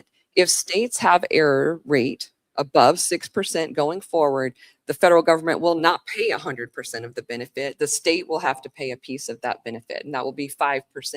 In real numbers in Louisiana for FY27, that could be $95 million in state general fund. Our current rate is at 7.61. And I will tell you, we are taking bold and aggressive action with our teams to get below 6%. We have instituted a first of its kind that we're aware of, incentive pay, a bonus for our caseworkers in the field who achieve error rates under 4%. We are making the tech improvements like wage verification to ensure that we're giving them the tools they need to get that number right. We are changing policy to review cases before they're authorized. We are doing everything we can to ensure that the state of Louisiana does not have to take on the burden of the cost of that benefit. So that is over and above our top priority because of how many people it will impact, far beyond the SNAP program if we fail to get under that 6% rate. The healthy foods we've talked about twice. So that is a waiver. We are one of about a dozen states who have a waiver to exclude certain types of food from the SNAP benefit. So of course you can still buy soda, you can still buy candy, but you cannot use your SNAP card to do it beginning February 18th. No accident, people of especially South Louisiana. That is Ash Wednesday. So we are going to enjoy our candy and our soda and our energy drinks all the way through Mardi Gras, and then we're collectively going on a really great diet. So we do believe that that can help us with some of our nutrition. And as I mentioned earlier, we're complementing that with the Louisiana Carrot Program, where you're also rewarded for buying healthy fruits and vegetables, an overall goal, as we've heard many times today, of improving the overall health outcomes of our people. And then finally, we will be working to do real integration. We're going to keep going with that phase 1 of the One Door project. Yes, SNAP moved over, but we did a bit of a cut and paste. Now it's time to really integrate our teams, to integrate how our field workers look so that eventually they are serving people and not a program. We want to serve a person that walks in. If they need Medicaid, if they need SNAP, if they need a job, we're serving them as a person. We're not sending them to 3 different places in 3 different cities with 3 different applications to figure out how to get that done. We're going to make this easy for them. So that card integration work will be going on throughout 2026 and 2027 as well. Oh, I'm right on time. So resident impact is pretty straightforward. We're providing access to nutrition. We're providing cash assistance to keep families together, and we're supporting transitions to economic independence. And I want to close with just this fantastic example of how it can work if we are no longer in silos. We have a pilot program in Hammond where our SNAP team is now sitting at the workforce office at the America's Job Center. This young man, Johnny Godfrey, we had his permission to share his story today. He had a traumatic event in his life. He lost his mother. He lost the place where he lived as a result of that. He was sleeping on a bench outside of this office. The teams encountered him together, the SNAP team, the workforce team. They helped him get on those essential benefits that he needed to stabilize himself in his life. He was on SNAP for, I believe, about 6 months. He was also enrolled in a truck driving school. He is now a cross-country truck driver. This is a highly sought after and highly paid position. He has since exited the SNAP program. This is exactly the kind of thing we can do when we're breaking down those silos and serving people in the way that we should. With that, I'm going to turn it over to Seth Gold to talk about Medicaid.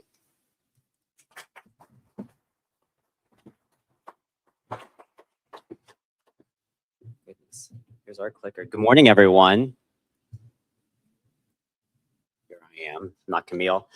Seth Gold. I'm the Medicaid director here at LDH. I'm a new Louisiana resident as of November. Bruce really led me down here with the promise of high humidity, and I'm so grateful for it, although I apologize that I seem to have brought some northern weather down with me, so my apologies for that.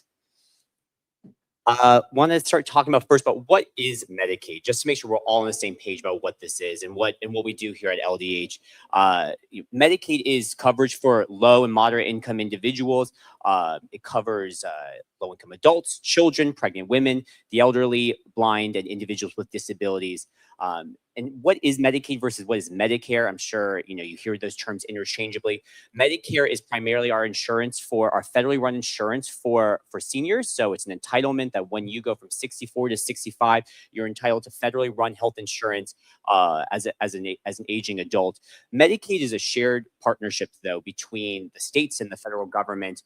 We are entrusted by the federal government to run and manage a health insurance program for these populations that I just described. I try to think about it more in terms of, honestly, a grant program. We receive large funding from the federal government. We're given incredible flexibility about what we do with that funding, but it does come with terms and conditions about how we ultimately use it. For example, I listed numbers of populations that are covered under Medicaid. Children, pregnant women, people with disabilities, those are required by the federal government. That if you're going to take the federal funds, that you're required to cover those individuals.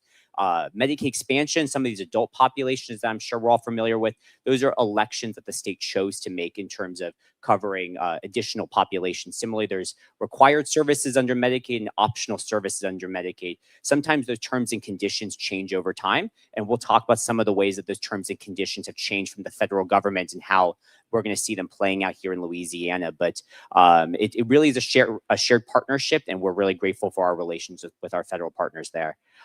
Finally, I want to mention what is Healthy Louisiana. You'll probably hear about this topic and continue to hearing about it over time. That is effectively our managed care program. Managed care is the way that most Louisianans receive Medicaid through Medicaid and LDH. Medicaid or managed care organizations are effectively the health insurers that we contract with to help actually execute the day-to-day delivery of healthcare services in Medicaid. What does Medicaid look like right now in the state of Louisiana? About 1.5 million individuals are covered under Medicaid. That's about 34% of the state's population. About 909,000 households have a Medicaid recipient in them. That's about 53% of the population. About 35,000 childbirths every year are covered under Medicaid. That's 64% of childbirths in the state. And then 675,000 children, or 58% of the of children in the state of Louisiana are covered. So a high population in terms of some of these these specific populations that we serve. You can see a little bit about our spending right now in Medicaid. As I mentioned, it's a jointly financed program. It's a jointly financed and operated program. As a condition of participating, we have to contribute set funds in order to actually draw down federal dollars. And we receive generally for about every dollar that we contribute in terms of state dollars, we receive 3 additional dollars back from the federal government. So you can generally see here about $5 billion is in state government funds that were contributed in the most recent fiscal budget, was able to draw down nearly $16 billion in federal funds. And I would like to believe that's a pretty good return on investment. You can see here generally the Medicaid enrollment trends that we've seen over the past 10 years. In 2016, you can see where Medicaid expansion began to take off, notably an incredible uptick in coverage beginning around the COVID PHE, when federal laws required us to suspend eligibility redeterminations and disenrolling individuals due to the COVID PHE. You can see that fall off as individuals, once the PHE concluded, were later found to no longer be eligible for Medicaid, and you can see it beginning to level off back to where the eligibility standards should largely be today. So ultimately, now that we've talked about what is Medicaid, I want to start pivoting a little bit too about what are our roles really at LDH in terms of operating this Medicaid program. I try to focus on to 3 main three-pronged mission here. 1, improving health outcomes for the people we serve. 2, driving quality and satisfaction for our members. And 3, ultimately reducing healthcare costs. In terms of the performance from last year, as we look back, tried to execute that 3-pronged mission, I want to first start talking about reducing fraud, waste, and abuse in the healthcare system and in our Medicaid program. We were successfully able to implement Louisiana DOGE initiatives last year that were able to result in about $104 million in estimated savings. This was primarily driven due to some of our efforts to target duplicative enrollments in the Medicaid program, notably individuals who were enrolled in 2 states at the same time, whether it was Louisiana and Texas or Louisiana and Ohio. Folks move, right? I moved down here. But every now and then, if you're a Medicaid enrollee and you go out of state and you become a resident elsewhere, we need to know so that we're not paying a duplicative payment to a managed care organization, and thus losing money along the way. Similarly, we're undertaking additional efforts, and this is always a little crazy to me. We continue to pay for dead people, and we are in the process of stopping that. And so you're going to continue to see further investments to prevent further fraud, waste, and abuse to hopefully extract long-term savings for Louisiana. In terms of increasing access to care, the Secretary talked briefly about this in his initial presentation. We were able to do a dramatic increase in investment for physicians last year, about $258 million in new Medicaid funding that was able to bring Medicaid reimbursements up to about 85% of Medicare rates, which was a significant investment for our providers and was able to help ensure that providers have the capacity to further take on new patients, in particular more Medicaid patients. And finally, again, the Secretary noted this as well, that last year we undertook a major quality initiative. We established the first inaugural Louisiana Quality and Value Convention, and that led to further efforts to strengthen our managed care incentive program, which is going to help further drive investments in quality and outcomes in our Medicaid program. In terms of financial stewardship, I wanted to really try to just highlight there's a lot of numbers on this slide, but I really wanted to highlight ultimately these percentages right here. You can generally see here that of our total budget that we had operating for this current year, only about 3% of that goes to admin costs here at LDH, and not just here in this building, but really for all of our eligibility and enrollment case managers across the state who work really hard to make sure that people are able to access Medicaid, retain coverage, and get the services they need. And then ultimately 97+% of healthcare, of Medicaid expenditures ultimately go out the door to our managed care organizations, to our hospitals, and ultimately to ensuring that that Medicaid recipients get the care that they need. I want to briefly note, and we'll continue talking about this, there are changes coming from the federal government to Medicaid and to our long-term budgeting. We are in a good place at this moment in time in terms of where our budget stands. Future years will bring greater uncertainty as provider tax changes happen, as changes happen to directed payments for a hospital that the federal government is mandating. We're going to continue to meet those in stride, but further uncertainty is going to come as we look to implement HR 1, the One Big Beautiful Bill. Really quick, just kind of hitting home where we were in terms of those administrative costs. It's a little bit of a messy chart, but you can kind of generally see here over the past 15 years, our admin costs have generally been around $250 to $350 million for the past 15 years. Meanwhile, our actual payments in Medicaid, the money that goes out the door, has gone from about $6 billion to nearly $18 billion. So we've been able to generally hold down costs on an administrative side while continuing to invest further in Louisiana. So what are we trying to do this year? What are our actual goals for 2026? First is further managed care modernization. I talked a little bit about the managed care incentive program and our quality initiatives that we're hoping to execute.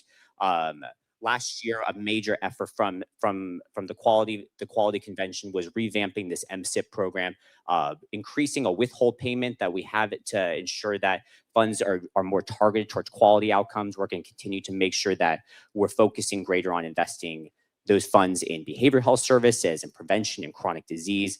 We're also going to be taking further efforts to ensure that we're increasing transparency and accountability on ourselves and our managed care organizations for improving network adequacy standards and reducing the rates of prior authorizations and other unnecessary restrictions on care.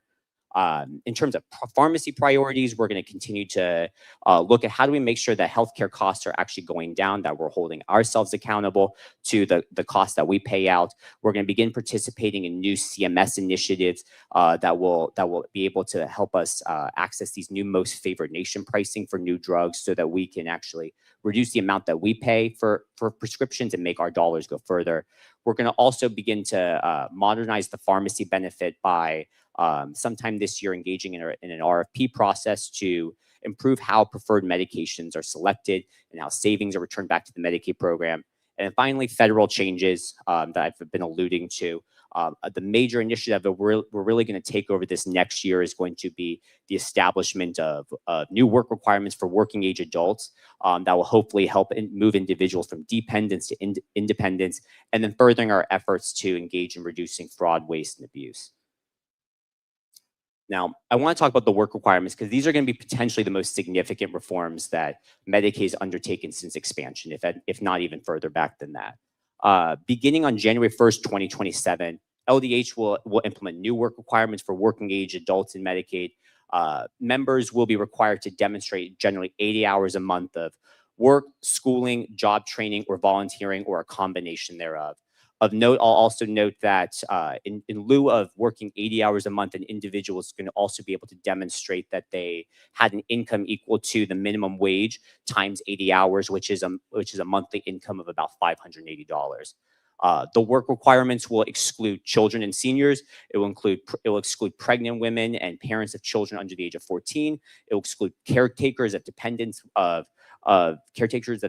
with disabilities, and it will exclude medically frail population, including but not limited to, cancer patients, substance use disorder patients, and other individuals with medical frail disabilities.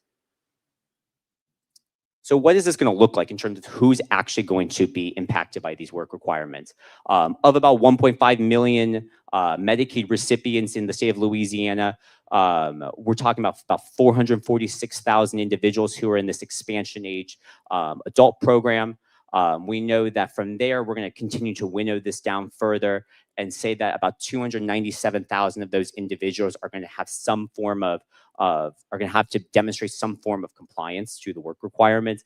The key difference between that yellow number and that orange number is that this is where the exemptions really take hold. This is where you're going to start seeing, us excluding individuals on the basis of their age, on the basis of them being a caretaker. And then we get to this darker orange color, this 297,000 number.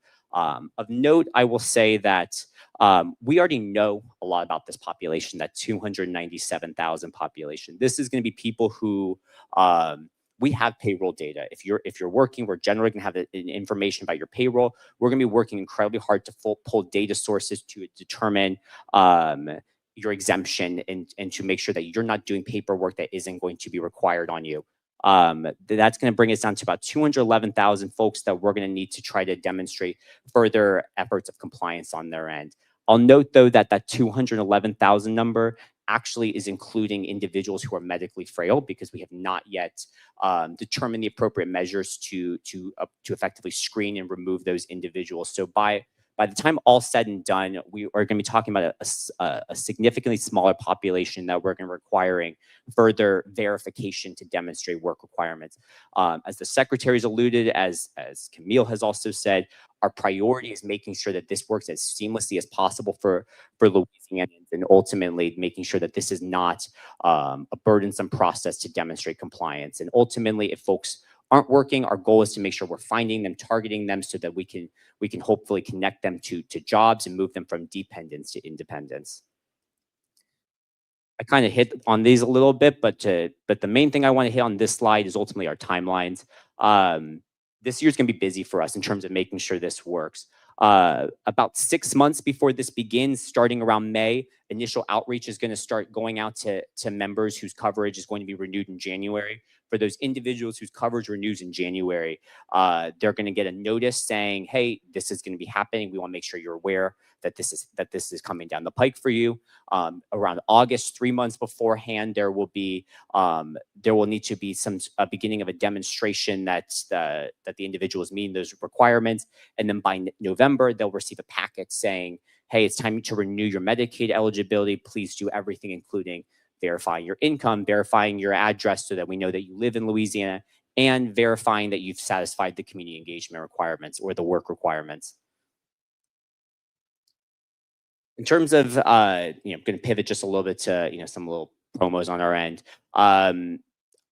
Whether it's work requirement engagement or just, any aspect of the Medicaid program, I want to make sure that I'm always clear in saying, stay informed with us. Make sure if you work with Medicaid recipients, if you are one, make sure that you're reading and responding to all Medicaid letters and messages. That's going to be the best way to, one, make sure that your coverage is maintained and that you're able to successfully get the coverage that you need, or if you're working on someone's behalf, helping them maintain that coverage. Work with us to keep contact information up to date, and ultimately signing up for text alerts as well. We also are now in the process of establishing a beneficiary advisory committee, and we certainly encourage folks to participate and engage in that as well. I'm gonna skip. I feel like I'm getting the hook, so I'll leave it with that. I think it's time for Q&A, but thank you guys. Sorry, I forgot about Tanya. I'm so sorry. I was too worried that it was Q&A time. I'm going to introduce our Assistant Secretary of Public Health, Tanya Joyner. Thank you so much. All right. It's the cleanup batter, by the way. All right. Well, good morning. Thank you for allowing me to be here to present on public health. I'm Tanya Joyner. I'm the Assistant Secretary for Public Health. Just to talk a little bit about our mission, which is very simple but vital. We want to make sure that every person living in Louisiana is living a healthy life and a safe life. And that is done by public health professionals throughout the state that ensure that we are providing access to care and preventing disease, also protecting our communities from disasters and emergencies. And all of this is done by approximately 1,300 team members across the state of Louisiana who live in the same neighborhoods, attend the same schools, and utilize and rely on the same systems that our residents do.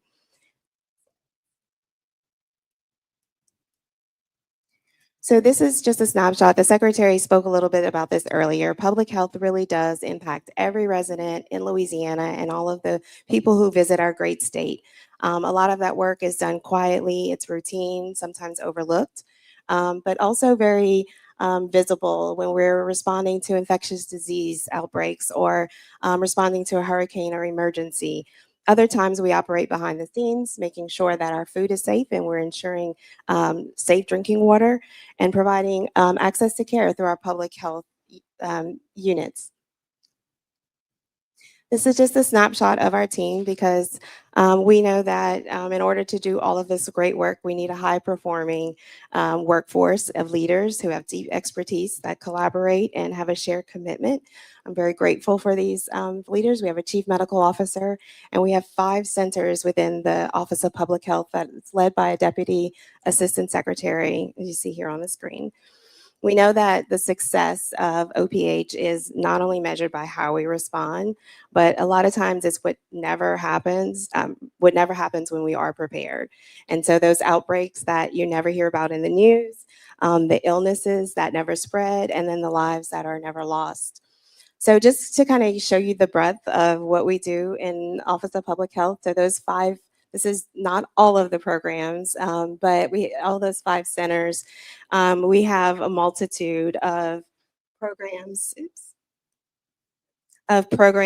and services that touch every Louisianian. So, vital records, birth certificates, death certificates. We protect our newborns through newborn screening, infectious disease. We provide nutrition support through our WIC program and supplemental food program. We work to prevent chronic disease and be prepared for emergencies. We have lab testing that goes on in our state lab. This is nationally accredited, and lots of regulation through our safe drinking water, cannabis program, restaurant inspections, and all of this is done with the support of our financial and administrative, I keep doing that, I'm sorry, our financial and administrative team that also involves our data analytics team and planning and performance. And that data analytics team really does a lot of work to help with our surveillance and the work that we do across the Office of Public Health. So OPH has 9 public health regions across the state. Each of those regions are led by a regional medical officer. And within those regions, we have 64 parish health units. So sometimes this is, especially in the rural areas, the first stop for individuals to get standard care like immunizations, WIC support, screenings, reproductive health, et cetera. And we know, and I'll just say, we know that our communities look different across Louisiana and have different needs. And so having team members that are in the communities, live there, that understand the challenges and can build trust with those members are very important for the work that we do. To talk a little bit about our performance in 2025 and just start off with foundation, the Office of Public Health achieved National Public Health Accreditation, which is a very rigorous peer review process, which measures public health quality standards and outcomes. And so what this means for Louisiana residents is that the public health services that we provide meet national quality standards. They're faster and more coordinated response, and we're accountable for public health funds. And then most importantly, our programs are guided by data and evidence. A little bit about our, let's see, disease intervention and response. So the secretary talked about a little bit about this as well. We started off the year with a norovirus outbreak that was triggered by an oyster recall. And so our epidemiologists, who are phenomenal, as well as our sanitarians, worked to basically recall 18,000 sacks of oysters, 126,000 pounds of oysters. And so this was significant because it was happening at the beginning of the year while we were also hosting Super Bowl. And at the same time, an oyster festival was happening that weekend. So as you can imagine, the logistics that went into all of this work that was going on. And then also we had a By Heart formula recall, which our sanitarians responded really quickly. Within 2 days, visited 120 plus retailers across the state to remove that formula from the shelves. They actually found 26 locations that still had formula that was going to be sold. So we ensured the destruction and removal of that. And then there was measles exposures, tuberculosis outbreaks in local jails. So our team has been very, very busy behind the scenes to ensure public safety. And then on our regulation side, just a few snapshots here. Our sanitarians worked during Super Bowl. They permitted over 1,400 facilities within a 1 mile radius of the Superdome, as well as at the bottom, our Jazz and Heritage Festivals. You can imagine all the vendors, every single booth that's at the Jazz Festival has to be inspected to ensure that the temperatures are appropriate and there's proper food handling. And then on our retail establishment side, we did over 80,000 permitted inspections. And so as you can see, we had rotting alligators over there in the corner. That meat over there is not aged. It's actually molded in a steakhouse.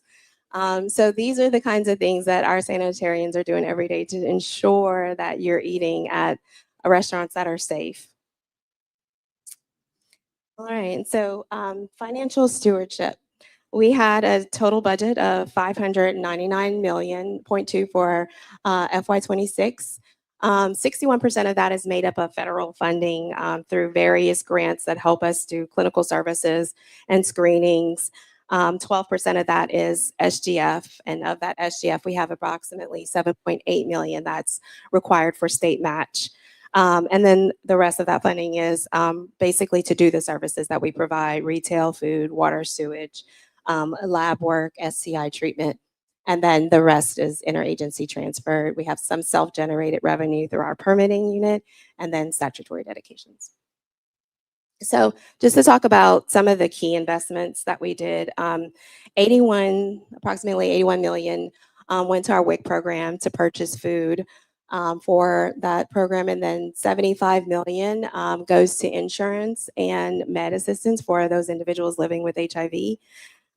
We did great investments in our IT and technology. Have a lot more work to do, but that's for surveillance, reporting, and modernization. And then our state lab does a lot of work with all of this testing that happens across OPH. So moving to our strategies and priorities, we have a ton of priorities, but we're focusing on these four main priorities that I'm going to talk about today. So we know that we're going to increase our WIC participation in the state by 25%.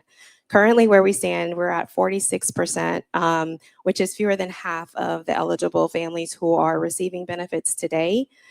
So we are going to we're going to ensure that we sorry, I keep doing, increase that participation rate. And it's important because we know that most evidence-based public health intervention it comes through our WIC program. So participation is directly linked to healthier pregnancies, reduced rates of low birth rate and preterm birth, and then improving our infant and early childhood nutrition. And then finally, stronger breastfeeding initiation. So this is a very important goal for the department. I'm so sorry. I keep hitting it. All right, so how are we going to do that? We're going to modernize our service delivery. We're going to transition to online EBT and issuance. We're going to expand our telehealth online nutritional education, which will allow for also to do appointments for benefit issuance. We're going to increase use in our MyWIC app, which will benefit our management of benefits easier and reduce missed appointments. We're going to strengthen our local agency performance, so reducing our enrolled but not participating population by improving our scheduling, follow-up, and clinic workflows. We want to expand access in the community, so doing more mobile and community-based services, providing alternate locations, and then doing some monthly community-based WIC days on site. And so we're looking to go into labor and delivery units, partnering with birthing hospitals and Head Start programs and with community-based organizations. So just thinking outside the box and really being in the community to meet people and reduce the burden that they have for coming into the office to do these appointments. And then also partnering with our providers, OBGYNs, for more referrals. And so the second strategy is reducing our burden of HIV and STI. So Louisiana continues to rank amongst the highest in the nation per 100, highest in the nation for STI infections. And then we're number one for chlamydia for per 100,000 people, and among the top in the states for gonorrhea and overall STI rates, including syphilis and congenital syphilis, which continues to rise with 200 plus cases and infants affected regionally in 2023. So this is important because we know that when STI infections go untreated, there's serious health consequences: infertility, increased risk for HIV, and then congenital infections for babies at birth. So how are we going to do this? We're going to establish some STI telehealth clinics statewide for screening and treatment and counseling. We're going to expand routine community-based testing in our public health units and partner clinics. And then we're going to integrate STI screening and prevention into our substance use treatment settings and local jails. Right now, we have only 1 out of 103 of our local jails that are actually doing on-site screening, with so many individuals that are cycling in and out of those jails. And then finally, promote STI education and screening treatment within our foster care and adoptive care programs. And so with hopes of reducing stigma, increasing voluntary prevention engagement. We know that there's approximately 11,000 preteens and adolescents that enter DCFS custody annually. And so 2 to 5 times more likely have an STI diagnosis or are considered to be high risk. All right, so this is a big one for us because our public health units touch all of our can touch all of our residents across the state. And a lot of the work that we're doing in our WIC program and even SNAP and Medicaid, that can take place here in our public health units. So the goal is to modernize our PHUs into more comprehensive public health hubs that will provide critical services under one roof. So integrating behavioral health, chronic disease prevention, STI treatment, benefits enrollment, and case management. So having a single access point, using that one door, and having WIC, SNAP, Medicaid eligibility enrollment all in one place in those public health units.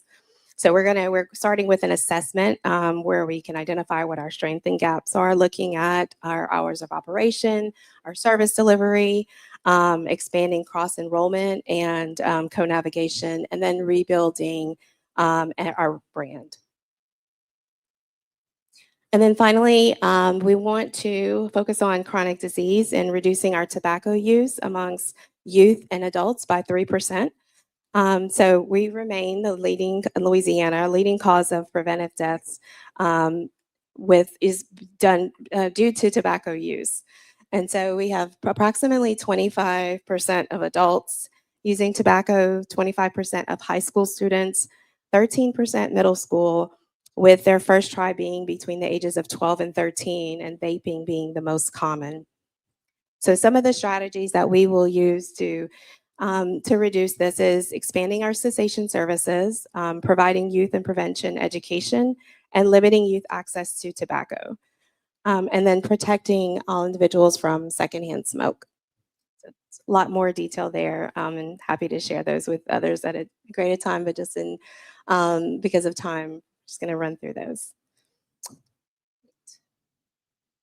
So resident impact and engagement. Research from Duke University shows that in Sorry, let's just give a little lead into this. So we know that every program in Office of Public Health really does impact real families every day.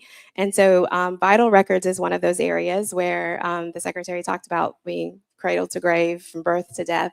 And so this is a story of an individual that did not have access to her birth certificate for many years. And so it's a story of resilience, persistence, and how we can play a critical role in a person's identification, giving them access.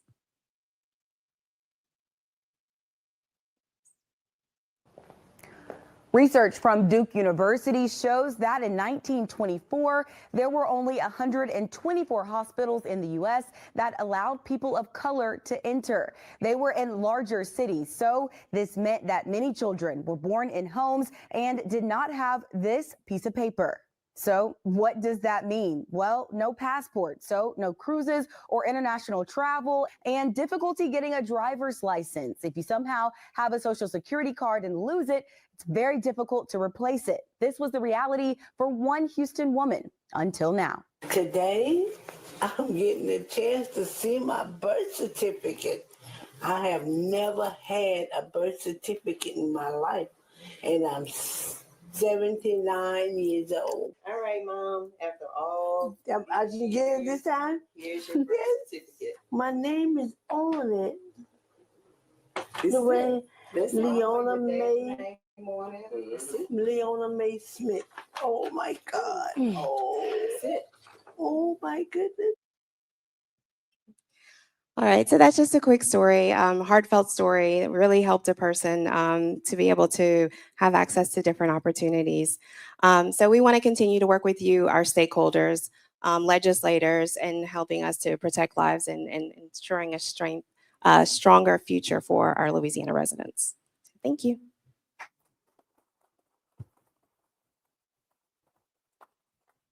That's a great story. And is Darlene here by any chance? She must be online. The woman who's our head of the Division of Vital Records runs an incredible shop there.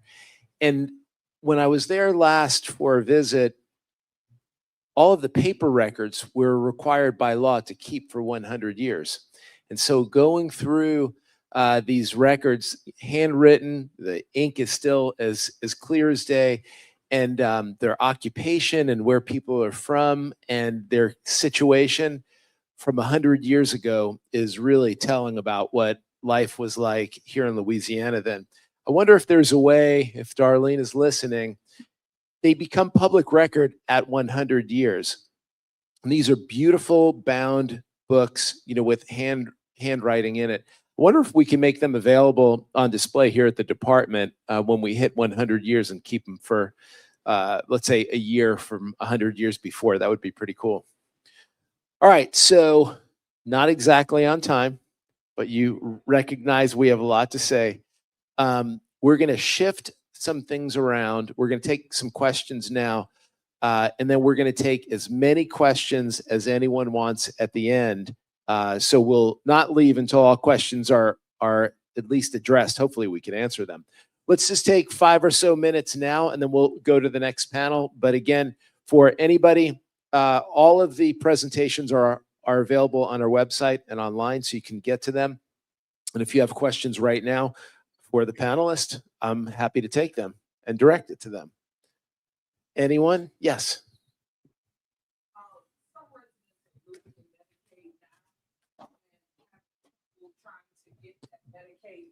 Here, we have people online, so if you could repeat the question. Some residents are losing Medicaid now and having challenges getting Medicaid back. What is the impact or the thought of people losing Medicaid and still needing health care and the cost? We have eligibility and Medicaid director right here. Y'all want to take it? Yeah, I'm happy to start. And Camille, you can kick me when I say something that's wrong.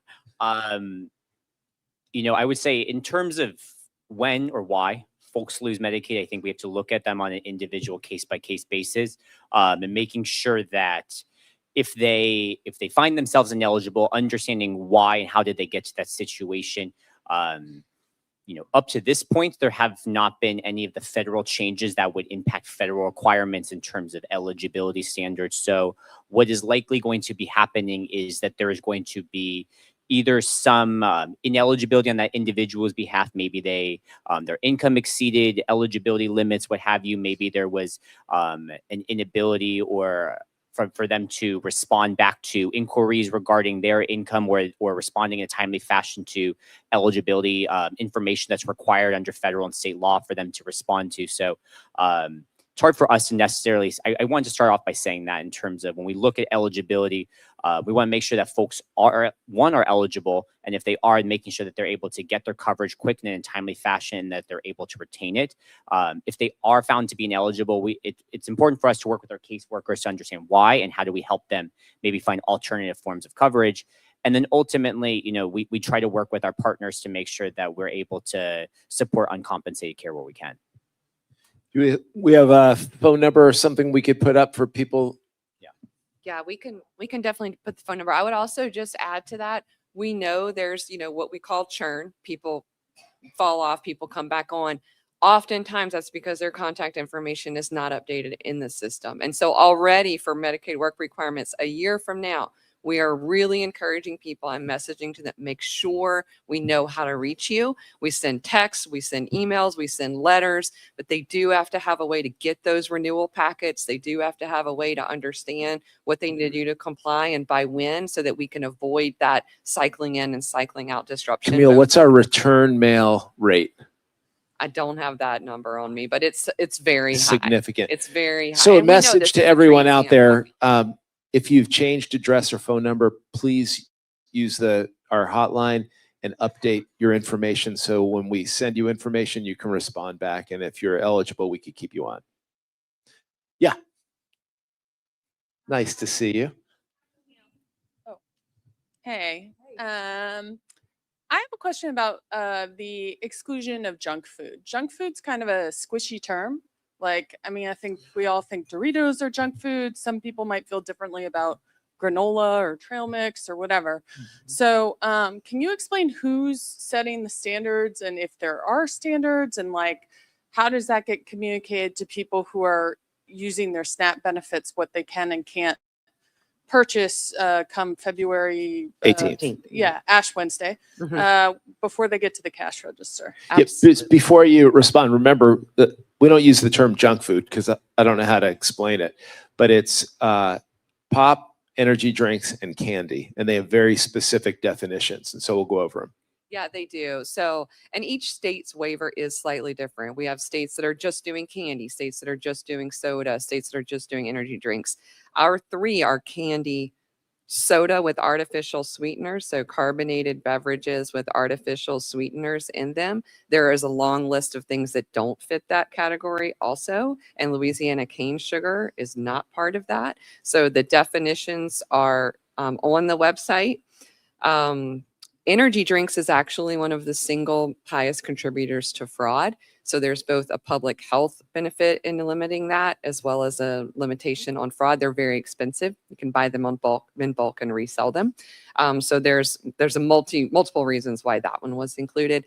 I will tell you that the definition was very well thought out. However, when you get to the point of sale, a definition is not enough, right? So what we have done is work with the national leader in the space, Nielsen IQ, to purchase a list of products that is specific by UPC code that matches the definitions. That is 25,000 products.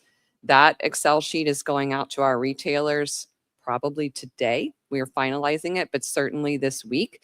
They know we've done webinars, we've communicated with them, we've given them materials for their cash registers, their racks, so that they can help communicate the change to people. So they will have about 30 days to upload that into their POS system. So it's hitting at the point of sale. We started communications direct to the SNAP recipients about 10 days ago, and that's going out once a week via text and other methods, social media and so forth, helping them understand this is happening, when this is happening, emails and websites where they have questions, FAQs. So we're working with all of the stakeholders to make sure the word is out and to be as specific as possible and as clear as possible about what we're trying to do and the goals that we want to accomplish. We have the waiver for 2 years, and part of that evaluation is, are we actually seeing behavioral shifts? So we'll be doing surveys and other things to measure the impact of that over the next couple of years. And this will take a fair amount of education as well. It's a big change, but today you can't buy a 6-pack of beer, you can't buy paper towels. So there's things that the program has never paid for. It's for food. And so this is going to be one of those items that just can't get used. Good question. Now, one more question before we go to the next. Yeah.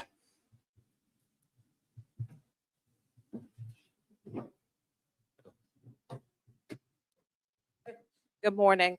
My name is Chandra Williams. I am a CEO of Federally Qualified Health Center, and there are a number of us who are present here this morning. So thanks for this wonderful stakeholder meeting. One of our most pressing questions has to do with United Healthcare. What are we going to do? I know auto assignment is an easy thing to do, yet it is very, very difficult for the vulnerable patients that we serve. So we're a bit concerned about that.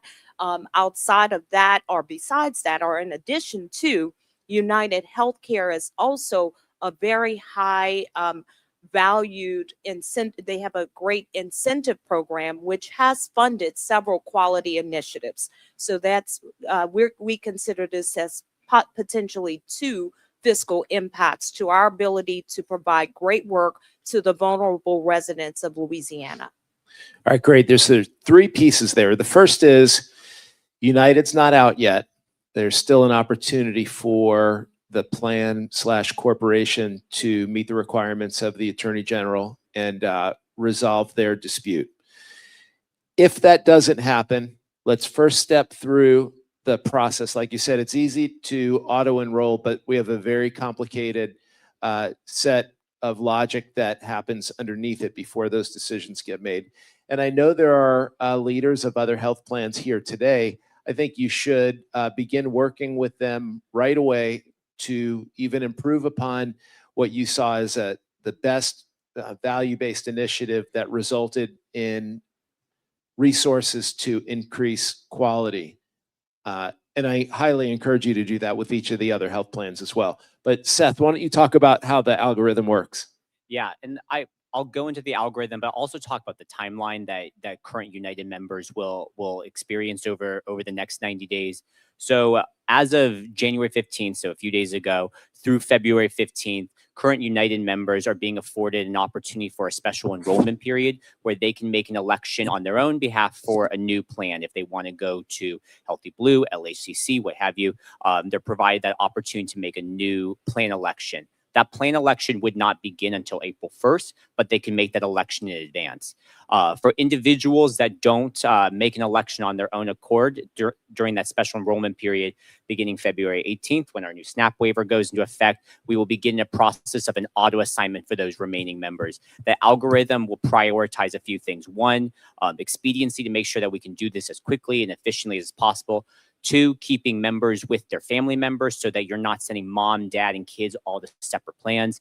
And then finally, relying on existing claims data to ensure that members can go to plans where their PCP is a network and where their predominant providers, such as maybe an oncologist that they saw in the past year, making sure that we're matching them with a plan that has that provider network. Finally, come April 1st, all of those assignments will come due, and the members will move to new receiving plans. But what's also important to note is that starting actually next month, all Medicaid members, regardless of whether they're in United or any of the other plans, will be afforded 2 opportunities every single year to change their plan without cause. So for a member that was auto-assigned from UHC to another plan, and they say, I don't like this plan, they can then go through they can go through our existing enrollment portals to elect a new plan if they want to move from plan A to plan B. And after a few months, if they don't like that plan, they can actually choose again to go to a third plan. Granted, they can only change twice in a year. So if they want to change yet again, they're going to have to wait till 2027. So we're trying to provide as much flexibility and opportunities for our United members to actually, our current United members to make choices on their own and ultimately assign them to a new plan if they don't pick that prioritizes keeping them with their families and their doctors, and then affording them further opportunities to change their plans if they want to. Excellent. And thank you for being here today. Okay, so a quick round of applause for our current panelists. And y'all, we're going to bring the next group up, Albert, Holly, Bernard, and Gary.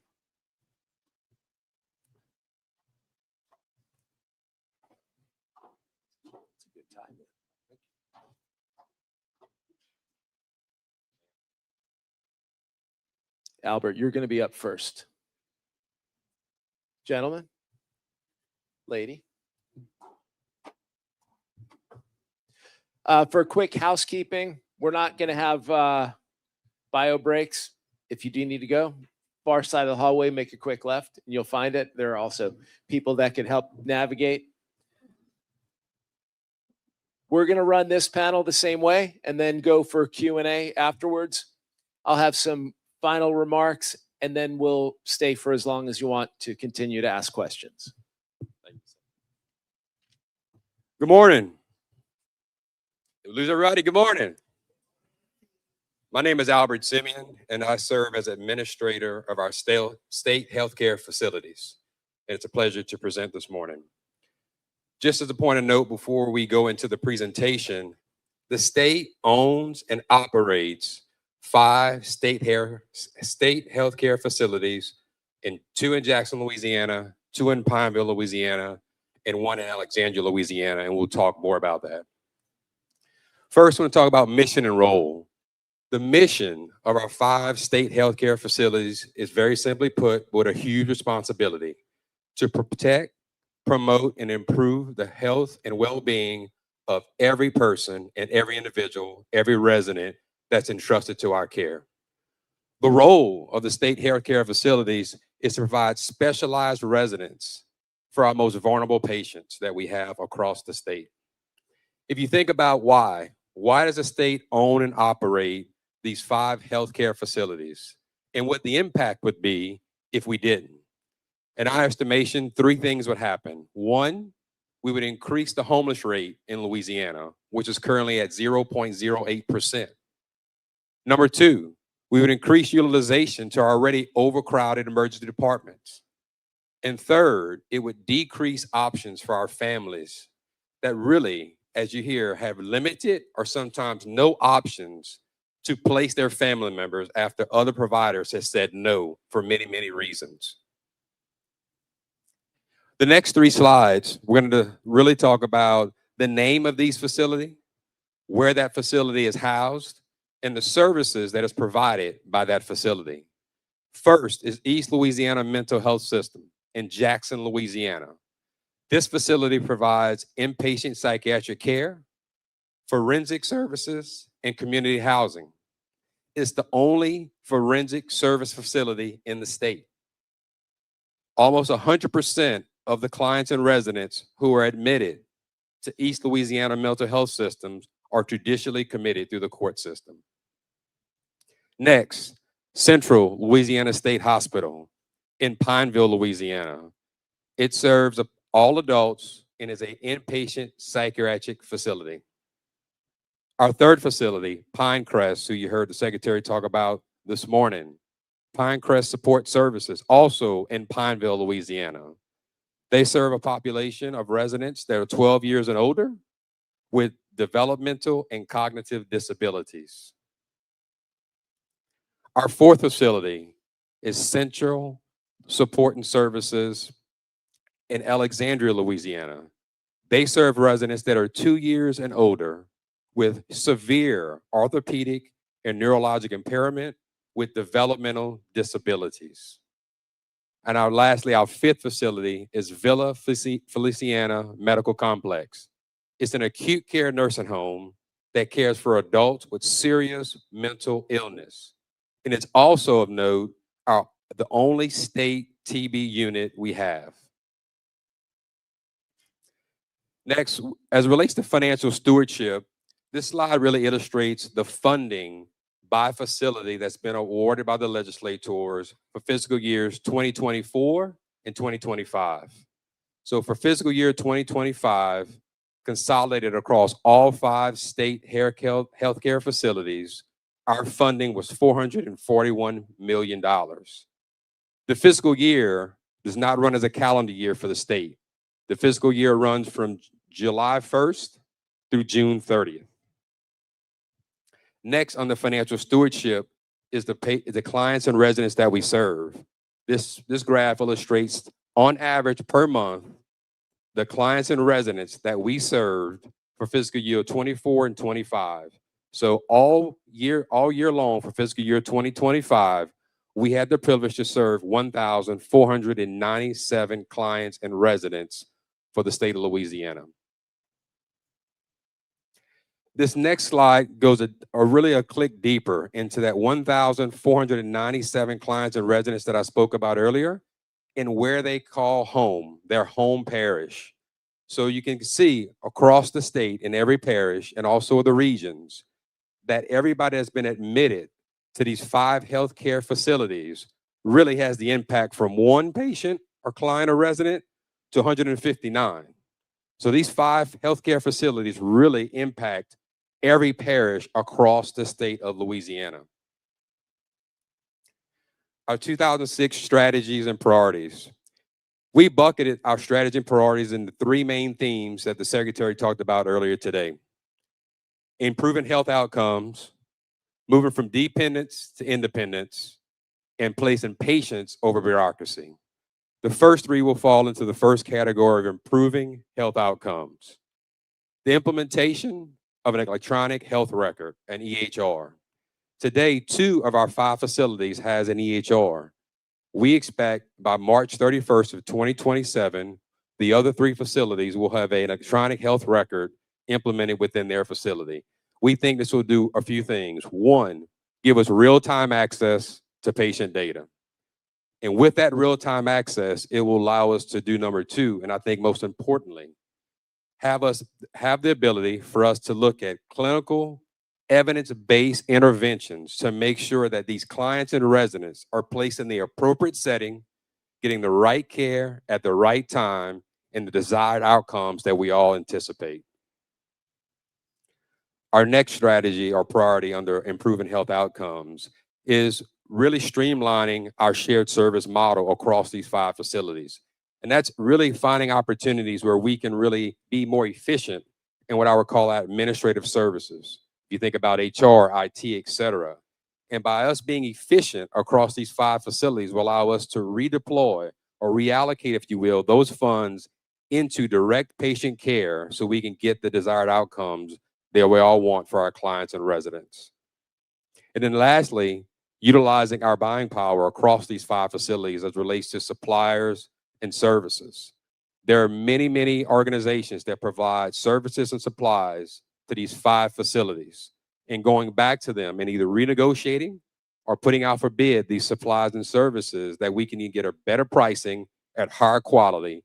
And again, harvesting those savings to then redeploy it back into our direct care workers, our clients, and our residents so we can continue to make a huge impact on these individuals.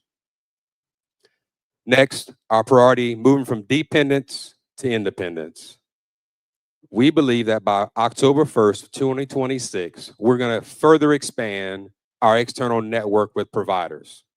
That will allow us to make sure that as residents and clients move across the continuum and we find other areas that they can be provided care, it will create capacity for us to take on more individuals within our 5 facilities that are really our most vulnerable patients. And then lastly, our priority that of note that we wanted to speak about today is really placing patients over bureaucracy. Over the upcoming weeks and before the legislators come back for session, which begins on March 9th, we're working with them to really form the office of the state facilities.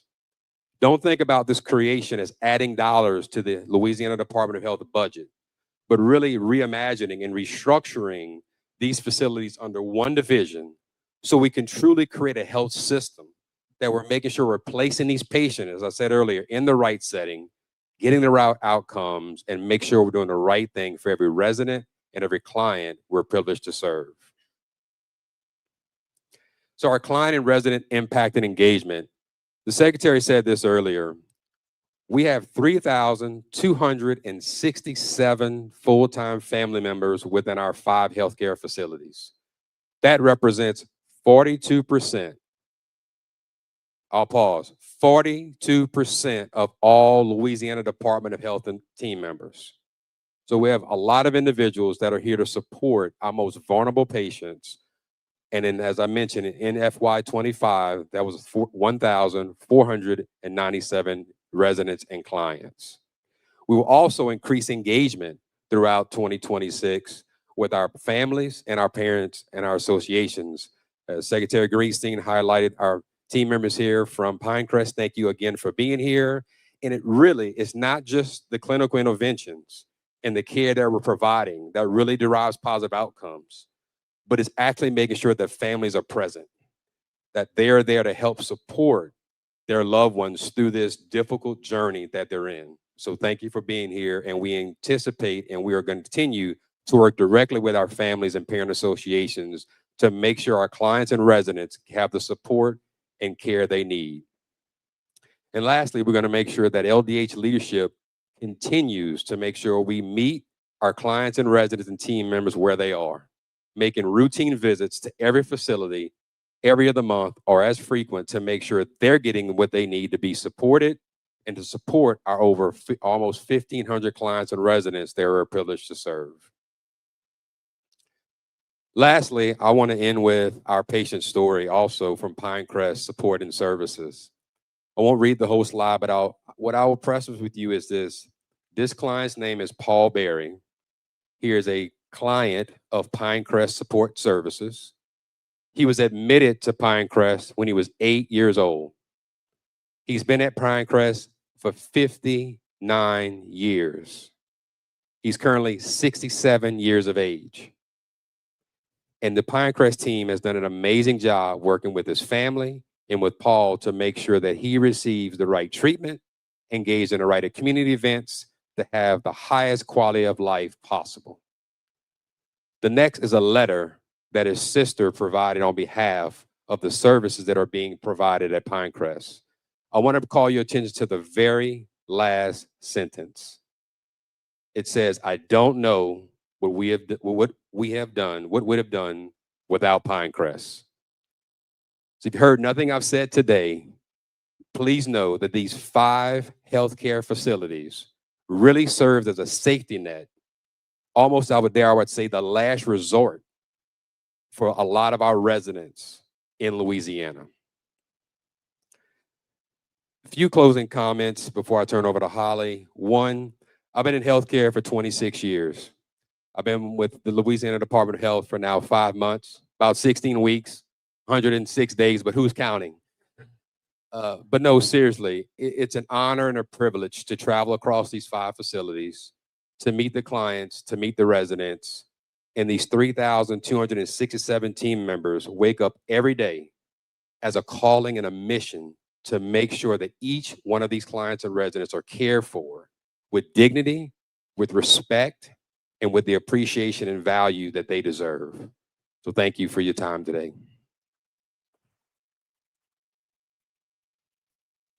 Now I want to introduce Holly from the Department of Behavioral Health. Holly. Thank you, Albert.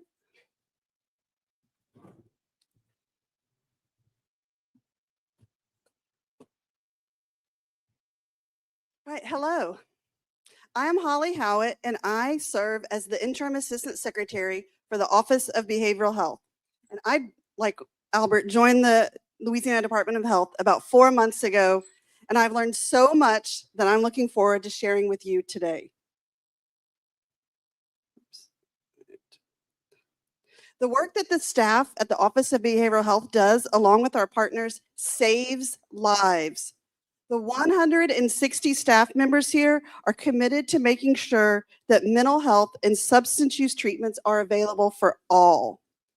The reality is that mental illness and substance use robs people of hope.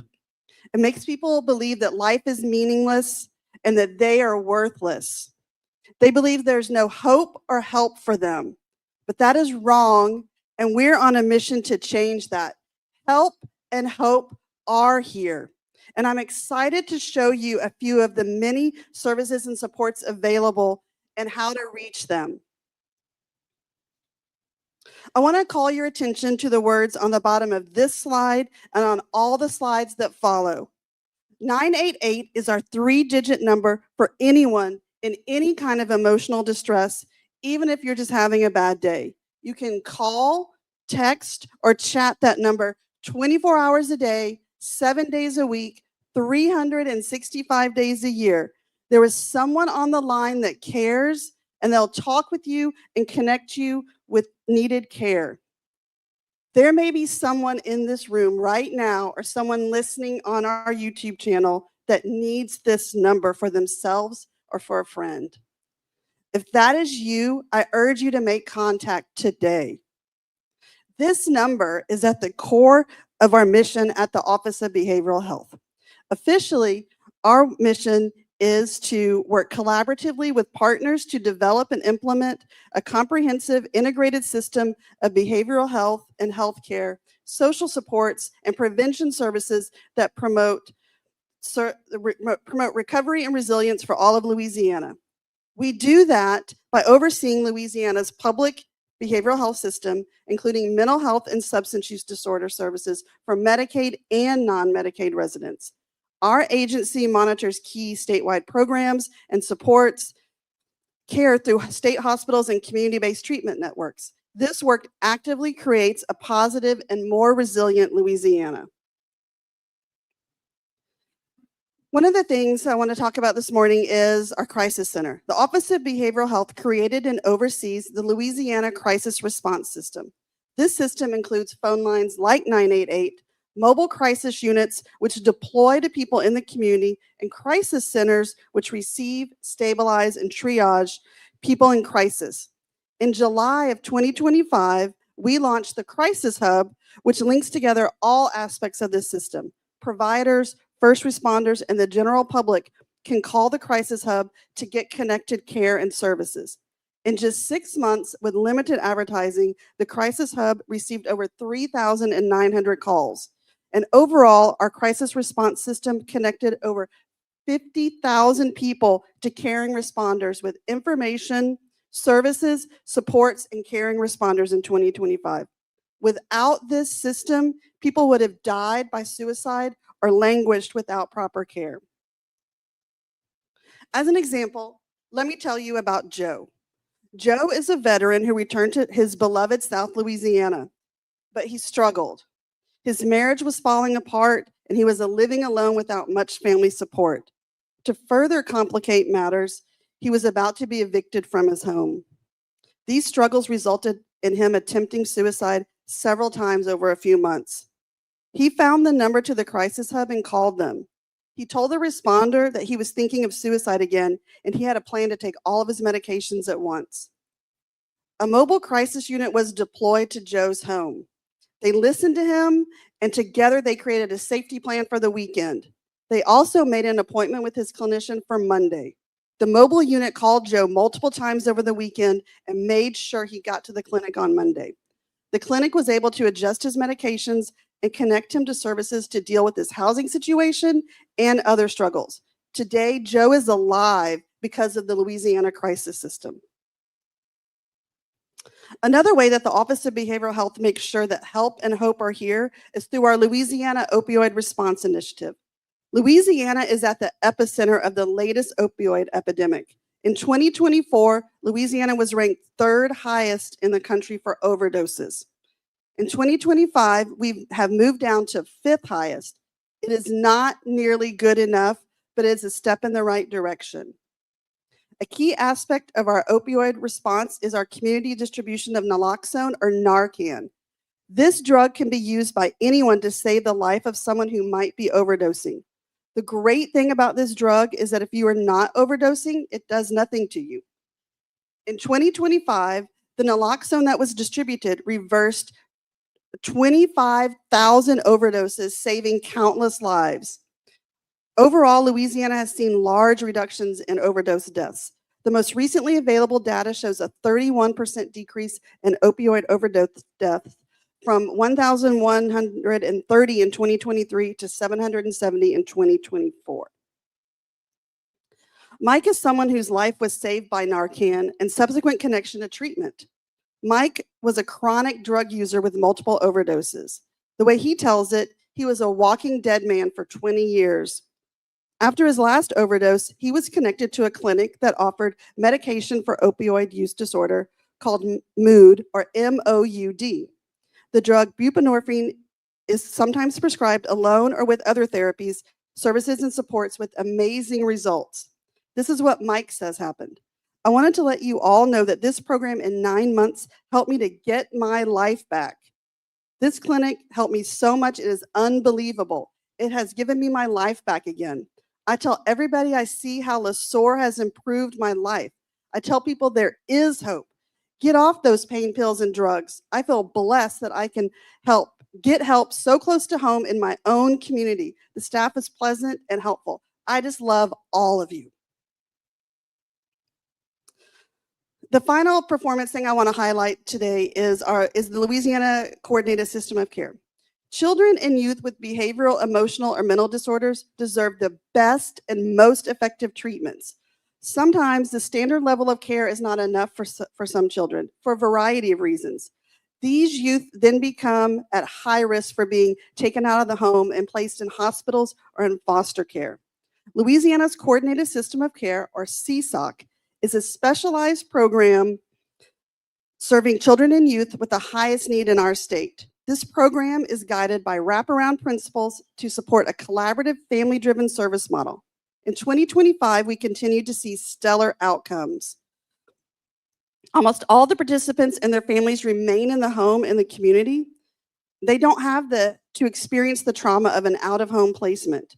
And most youth are stabilized or clinically improve their functioning from intake to discharge. The final story I want to tell today is about Anna and her family. Anna was a 14-year-old referred for suicidal ideation, a runaway occurrence, and other troubling behaviors. The assessment revealed that Anna was failing at school and exhibited other behaviors that placed her physical well-being at risk. The CSOC team coached her family on how to be more involved in the youth's educational experience and connected the family to multiple community-based programs. Mental health services were also initiated.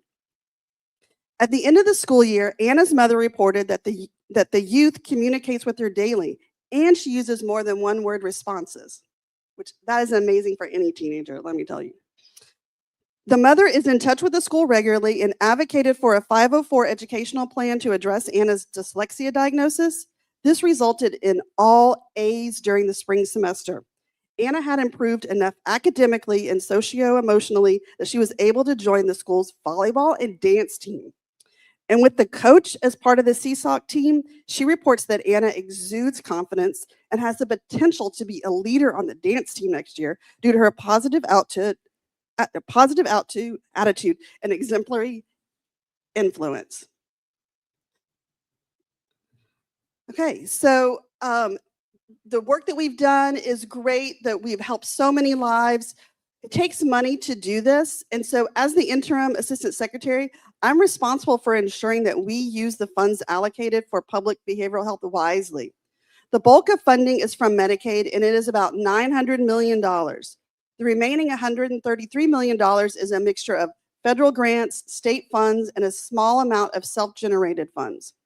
The majority of federal funds are block grants, one for mental health and one for substance use.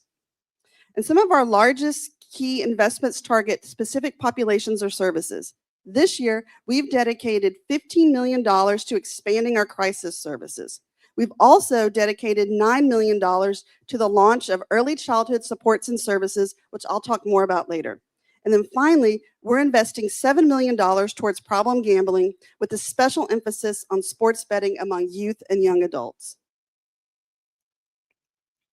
For 2026, the Office of Behavioral Health has identified 3 impacts to focus on. The first of these is fostering an informed public who recognizes the signs and symptoms of mental illness and addiction and knows how to seek help. We'll achieve this by supporting educational and outreach opportunities and tools. One key tool to share is information. To share information are the websites that the Office of Behavioral Health maintains. 2 to highlight today are gamblingsignsla.org. This website focuses on teaching people about the signs and symptoms of problem gambling. It can often be hard to spot when gambling moves from a pastime to an addiction. And since this site was launched in the last quarter of 2025, we've had over 10,000 clicks on this site. Another website is Louisiana988.org. This is a website that not only connects people to care, you can chat with a live person right from the website, but it also provides information on signs of suicide and where to get help. Our goals are to increase the number of people accessing information through our websites by 10% and to increase the number of people connected to care through our crisis lines by 20%. Our next impact is enhancing quick and clear pathways for effective behavioral health treatment. When people recognize that they or a loved one needs mental health or addiction services, it's important to get them connected quickly and easily to effective treatments. We want to continue to reduce opioid deaths by at least 20%. Increasing the number of providers and pharmacies making mood available will save lives. We're also excited about the launch of key initiatives that the Secretary mentioned earlier, Louisiana Bridge and Project Mom, which will also connect people to care quickly and easily. From a broader perspective, we know that too many people suffer without treatment. Across the United States, only about 50% of people with a mental illness sought treatment in the last 12 months. In Louisiana, it's closer to 30%. We aim to change that by working with local public mental health entities, providing public mental health and substance use treatment, and we plan to increase the number of people receiving mental health treatment by 10% and the number of people receiving substance use treatment by 20%. Our third impact is to promote supportive staff and services across the behavioral health continuum of care. Sometimes it takes more than a clinician or a therapist for someone to adhere to treatment. Peer support specialists, who are trained professionals with the lived experience of mental illness or substance use, can be the extra support needed for success. Other times, addressing life stressors such as unsafe housing, unemployment, or food insecurity can make a tremendous difference in a person's life. I am proud to be part of the Office of Behavioral Health as it launches the return of early childhood supports and services. This initiative provides our youngest residents and their families with the needed care and support for emotional health and overall child development. We aim to serve 2,000 people, 2,000 children and their families from birth to 5 this year. And finally, having a continuum of care that extends beyond a moment of crisis is also important. We have a goal of ensuring that all parts of Louisiana have access to all components of our crisis response system this year. This is a wildly ambitious goal that must happen for us to continue to live our motto of help and hope are here. I want to close with an example of an addiction challenge that ties all the impacts together: problem gambling. In 2026, we have secured an additional $2 million in funding to expand our efforts. And first, we will be augmenting our current education and awareness campaign by placing targeted ads during key sports events like the upcoming March Madness. Next, we're creating a behavioral health workforce that is certified to treat gambling addiction through professional development. This will result in more treatment opportunities available. And I want to note that Louisiana is one of the only states with residential treatment for gambling. We are developing plans to expand treatment, including offering telehealth treatment for gambling. And finally, we know that gambling ruins family relationships and personal finances. We're investing in apps such as GamFin, which provides financial counseling to those addicted to gambling. Thank you for your time and interest today. I want to leave you with a call to action. Please share the resources that I mentioned today, the websites, the programs, and most importantly, 988. Help and hope are here in Louisiana. Thank you.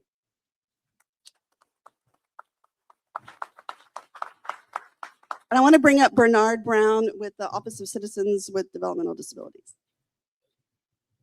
Thanks, Holly.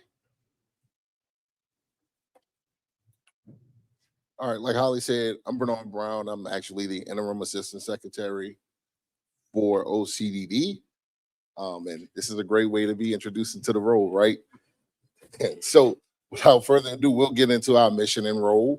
So the mission for OCDD is to empower people with developmental disabilities to live fully integrated and value lives, right? How do we do that? We do that through promoting the partnerships and relationships with our stakeholders, both providers and families, to ensure that our people are aware that receiving the right services in the right place at the right time is important, as well as choice where you live, choice where you are in the community, and all with the goal of kind of increasing that independence for our participants, right?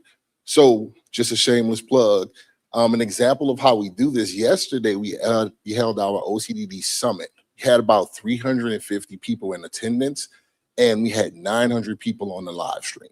So to show you how engaged our people are. So not to fudge numbers. So I think the max participation at one particular time was 600, which is still great. So you're talking about 1,000 people all engaged, ready to talk about our population and learn what they can do to continue our mission, right? So just a little snapshot into who we serve. So we have about 45,000 individuals in this state with a state-defined developmental disability. So 15,000 of those folks actually receive home and community-based waiver services. So those are, you heard them called the Now waiver, the Row waiver, Children's Choice. Those are our waiver services, right? When you look at the snapshot here, 69, almost 70% of those individuals who receive waiver services are between the age of 24 and 64. I mean, 22 and 64. So they're in the prime years of their life, so to speak, right? We serve about another 25%, which are kiddos between the age of 0 and 21. And then 6% are some of our older individuals with developmental disabilities. So there's a subpopulation that's not included in that count that I wanted to highlight, which is our early intervention program and the children who participate in that.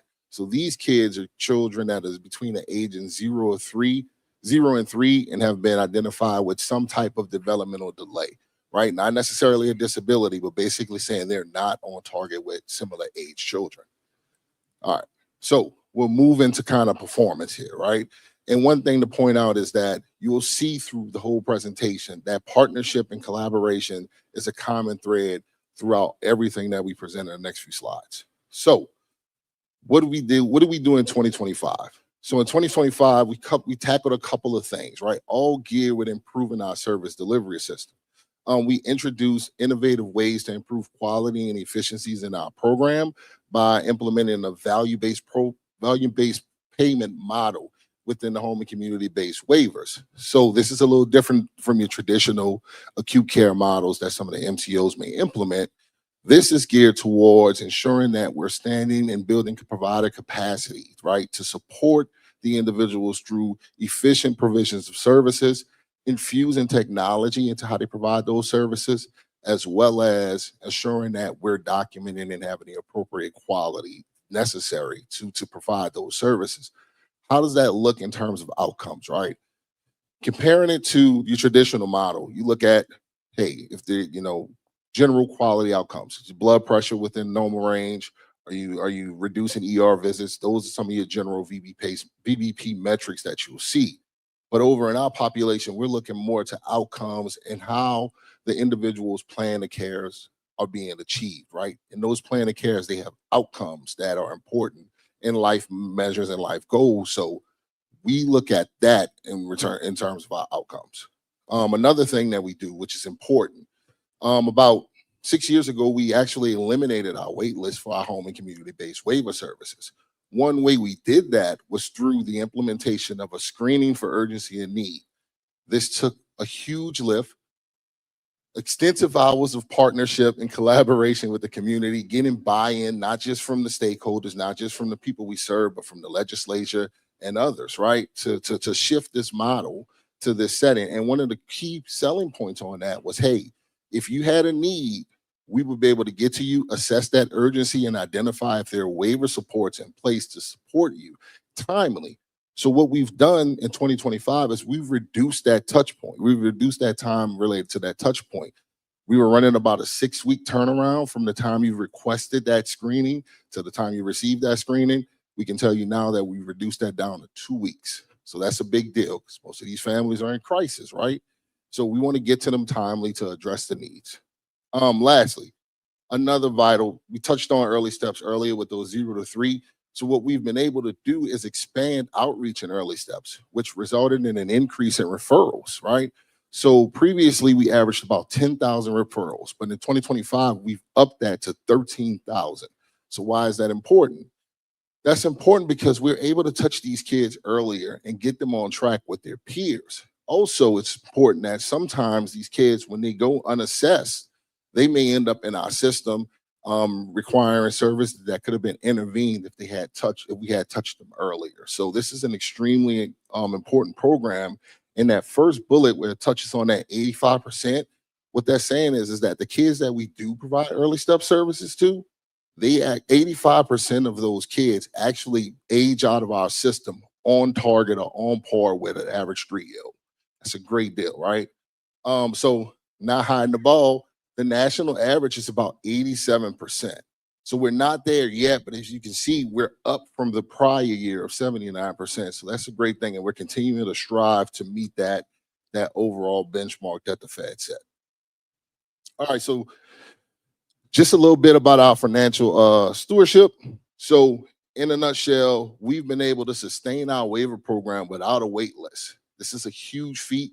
This is extremely difficult. And back to that collaboration and partnership, it takes constant communication and collaboration to not only just stand this up, but to keep it going. Because we shifted from that first come, first serve to actually having a sustainable system where we're focused on need. That sounds ideal, that sounds optimal, but in actuality, this is fairly difficult because it requires some difficult conversations with families and saying, hey, you have a need, but it may not be a need that the waiver is designed to meet, or maybe that need isn't as urgent as you may believe because you're not tapping into other supports. So those conversations aren't easy, especially when you're trying to tell someone, well, you think you need something, but you don't need it. But we're tasked to do it at every level. Our regional partners, state office, providers, everybody is tasked to kind of address that and have those difficult conversations. Another thing to point out here is the growth, right? So we've increased the amount of people that receive services by 11%, but we've been able to kind of manage the utilization by, again, addressing needs through the delivery and the design of services for our individuals to where the growth and utilization has only been about 3%, okay? So just to touch on what's coming up in 2026. All right, early steps again. I know it's a big deal, but it's a pivotal program, right? We're looking at reimagining how we operate this program. We're restructuring the intake process, all in the sake of timeliness. We're also introducing stronger fiscal monitoring to make sure that we can sustain this program as well. This is an important program. It's important that we manage the finances for that program appropriately. And then lastly, incorporating more multidisciplinary evaluations of services for those kiddos that we serve. It's important that we have the right staff or the right individuals on board to assure that the needs that may present, we identify those and address those timely. All right, next, we're looking to scale up our provider compliance. So why is this important? So you may or may not know, full transparency, like Bruce said, we've been dinged several years by the Louisiana legislative auditor around some of our controls related to our home and community-based system. So one of the things we implemented and kind of built out was our provider compliance program. So what we've done is we've actually went out physically to 260 providers to assess some of the basic regulatory and compliance requirements to assure that they're in compliance. We can say for calendar year 25, 51% of those providers were in compliance, but through training and education throughout the year, we're confident that we can get to that updated target of 75% in 26. Last strategy, and this is another important one, independence through technology. So we kind of view, in OCDD, we view technology as an and service, an A&D service, because there are opportunities here to allow individuals to thrive if we introduce technology into their daily lives. We're not talking about fancy computers or robots or anything. It can be as simple as like low-tech technology, like a reacher for some folks, or even bed alarms that can identify vibration if you're epileptic to assure that over the night, you have the appropriate supports in place to identify if you have a seizure. So that's a big deal, right? Then there's more complex technology, things like appliance switches, where you can verbally turn on microwaves, ovens, all that cool air conditions, that's designed to support people who normally need someone physically there to do those things, but they can actually do those things themselves. So when you're looking at utilization and what we're trying to do, right now we're only at 3% utilization in comparison to our whole system. We're looking to get that up to 10% in 26. It sounds pretty aspirational, and it is, to be honest with you, because if you look at this gram, this little box, I call it a box of fun. If you look at that utilization, you'll see the bulk of our utilization is tied to personal care services. Those are your in-home sitters, or you might hear them as custodial agents or home health aides. We call them direct support workers in our community. A bulk of our services are tied to that. So what we want to do is we want to partner that technology service, right, to integrate with that service so we can increase and allow people to thrive in their lives, because this will allow people to be in the community. So how do we do that? We're planning to stand up tech hubs throughout the state where families can go and actually touch, feel, use, demo these technologies, some features that they may not even know exist, with the hopes of getting the utilization upticked. All right, so we'll get to the fun part. So how does that all come together, right? How does the partnership, the collaboration with the community, the work around appropriate plans to finding the right services in the right time at the right place, how does that come together? I want you to meet Cooper. So Cooper was born with a developmental disability. Throughout the early years of his life, he was going all over the country, receiving specialized treatment to support this disability. But in 2019, he started developing some co-occurring behavioral issues that made it difficult for Cooper to be supported in the community, in his home with his family. And his family was forced with a tough decision at one point to actually institutionalize their son. Unfortunately, this happens sometimes. That setting, that institutional setting, wasn't the appropriate setting for Cooper. In fact, it actually caused him to regress in some areas. So the mom, who's a great lady, she reached out to OCDD and our resource center staff to figure out a way to really address the needs of Cooper. And through that collaboration with our resource center staff, with the regional office, with support coordinators, we were able to develop a care plan for Cooper to where now he's back at his home, thriving in the community, looking to become independent. This is a 19-year-old kid that's looking at rehabilitation, looking at ways to where he can venture off into other things. So this is just a snapshot of how all that work together comes in play. His mom wanted me to highlight something, but I'm hesitant to do it because it's a touchy subject, but I'm gonna do it anyway. Their family are huge Ole Miss fans. So she was excited to tell me, like, Cooper's doing so well, he was actually able to sit for an entire Sugar Bowl game to watch the Ole Miss Rebels beat Georgia Bulldogs. This is a big deal. Without giving too much information into his disability, like sitting for 3 or 4 hours in that setting with his disability is a huge feat. So it may seem as something small in terms of the average day person to sit and watch a ball game. But for this kid, this is a big feat. And it couldn't have been accomplished without that collaboration and that relationship building. And I'm under time, yes. All right, thank you so much. So I'll turn it over to Gary. with the Office of Aging and Adult Services to bring us home.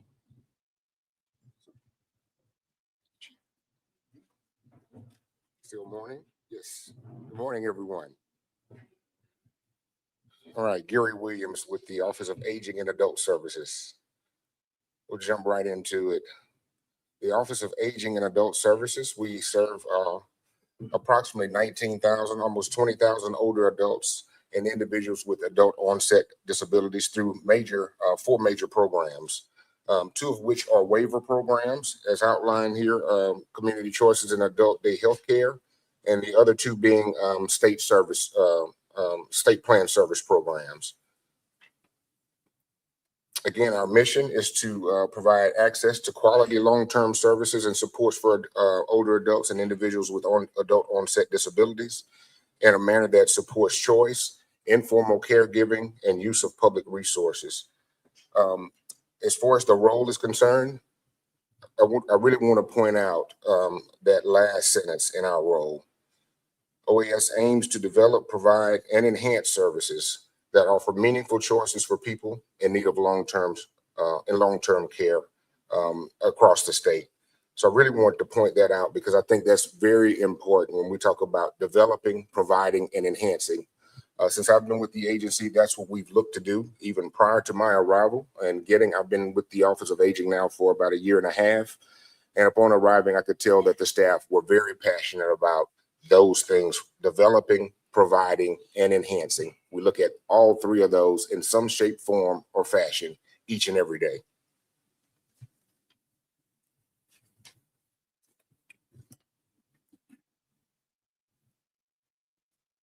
I'm sorry, I'm moved on without carrying forward my slides. All right, 2025 performance. As the secretary talked about earlier, patients or people over bureaucracy. We have, again, one of our major programs is Community Choices Waiver. As an agency, we want to provide programs that provide access to services for adults and individuals with onset disabilities, so they may live in the community as independently as possible. Access means a lot of different things when we talk about access, when we talk about all four of the different programs that we administer, the main four programs that we administer. We want to, in 2025, we increased the Community Choices Waiver slots, linkages, and certifications. When we talk about linkages, we're talking about that piece where the participant is linked to a support coordination agency. The support coordination agencies help in developing that plan of care. Once the participant is certified with a Community Choices Waiver, it again allows those participants to maintain their independence in the community by providing transition services, assisting with activities of daily living, that case management piece that I just mentioned, as well as providing self-care activities such as dressing, bathing, and light meal preparation. In 2025, we increased the CCW slots, Community Choices Waiver slots, by 10%. We also increased enrollments by 10%. If you look at January of 25 to December of 25, we increased by about 658 participants within the program. Also want to highlight our PACE program. PACE is an acronym for Program for All Inclusive Care of the Elderly. That program, we recently opened a center in June of last year, in June of 24, I'm sorry, we opened a PACE center in Alexandria. Prior to that, our PACE centers were only in the southern part of the state, Baton Rouge, New Orleans, and Lafayette. So we've seen continued growth in PACE enrollments by virtue of opening the Alexandria PACE location. The Alexandria PACE location, we've continued to see month to month growth in that at that location. Again, when we talk about the chart at the bottom, I want to bring attention to those that have been certified. Again, certified meaning those that participants in the community that have actually started receiving services. We also have a wait list that I'll touch on further on in the presentation. I do want to bring attention to that middle column wait list with no HCBS services at 6,700, and then the registry of 11,828, the registry of those that are receiving other home and community-based services, because although you're on the wait list for services under the Community Choices waiver, participants can receive other services or the community-based services while you're working through the wait list. Again, I want to touch a little bit further on in the presentation about the wait list. All right, our next slide, promoting dependence, going from dependence to independence. A major part of our programming is increasing transitions from nursing facilities back into the community. Most of people that I come across would rather receive services in home than in a nursing facility. Improved outcomes by receiving services in the community versus a nursing facility. Within our umbrella under the Office of Aging and Adult Services, we have both MFP, which is money follows the person, and permanent supportive housing. You've probably heard us use the term PSH, again, permanent supportive housing. These two programs work very hard over calendar year 2025 with collaboration. MFP, or Money Follows the Person, is a federal program helping to safely transition participants out of institutions and into the community to live independently. By MFP working with permanent supportive housing, PSH links affordable rental housing with individualized services to transition individuals out of nursing facilities. So as you see there on the slide, we had a transition of 236 individuals transitioned out of nursing facilities back into the community. Also a 28% increase in the number of MFP and PSH transitions, from approximately 39 to approximately 54 transitions in 2025 versus those 39 in 2024. I also want to point out the QR code at the bottom of the slide here. We have established a transition resource specialist, which within the Money Follows the Person program. That transition resource specialist, that position and those folks will go out and work with partners or stakeholders in the community, property owners, property managers. By doing so, we identified another 111 properties were referred to OAS as a part of this program.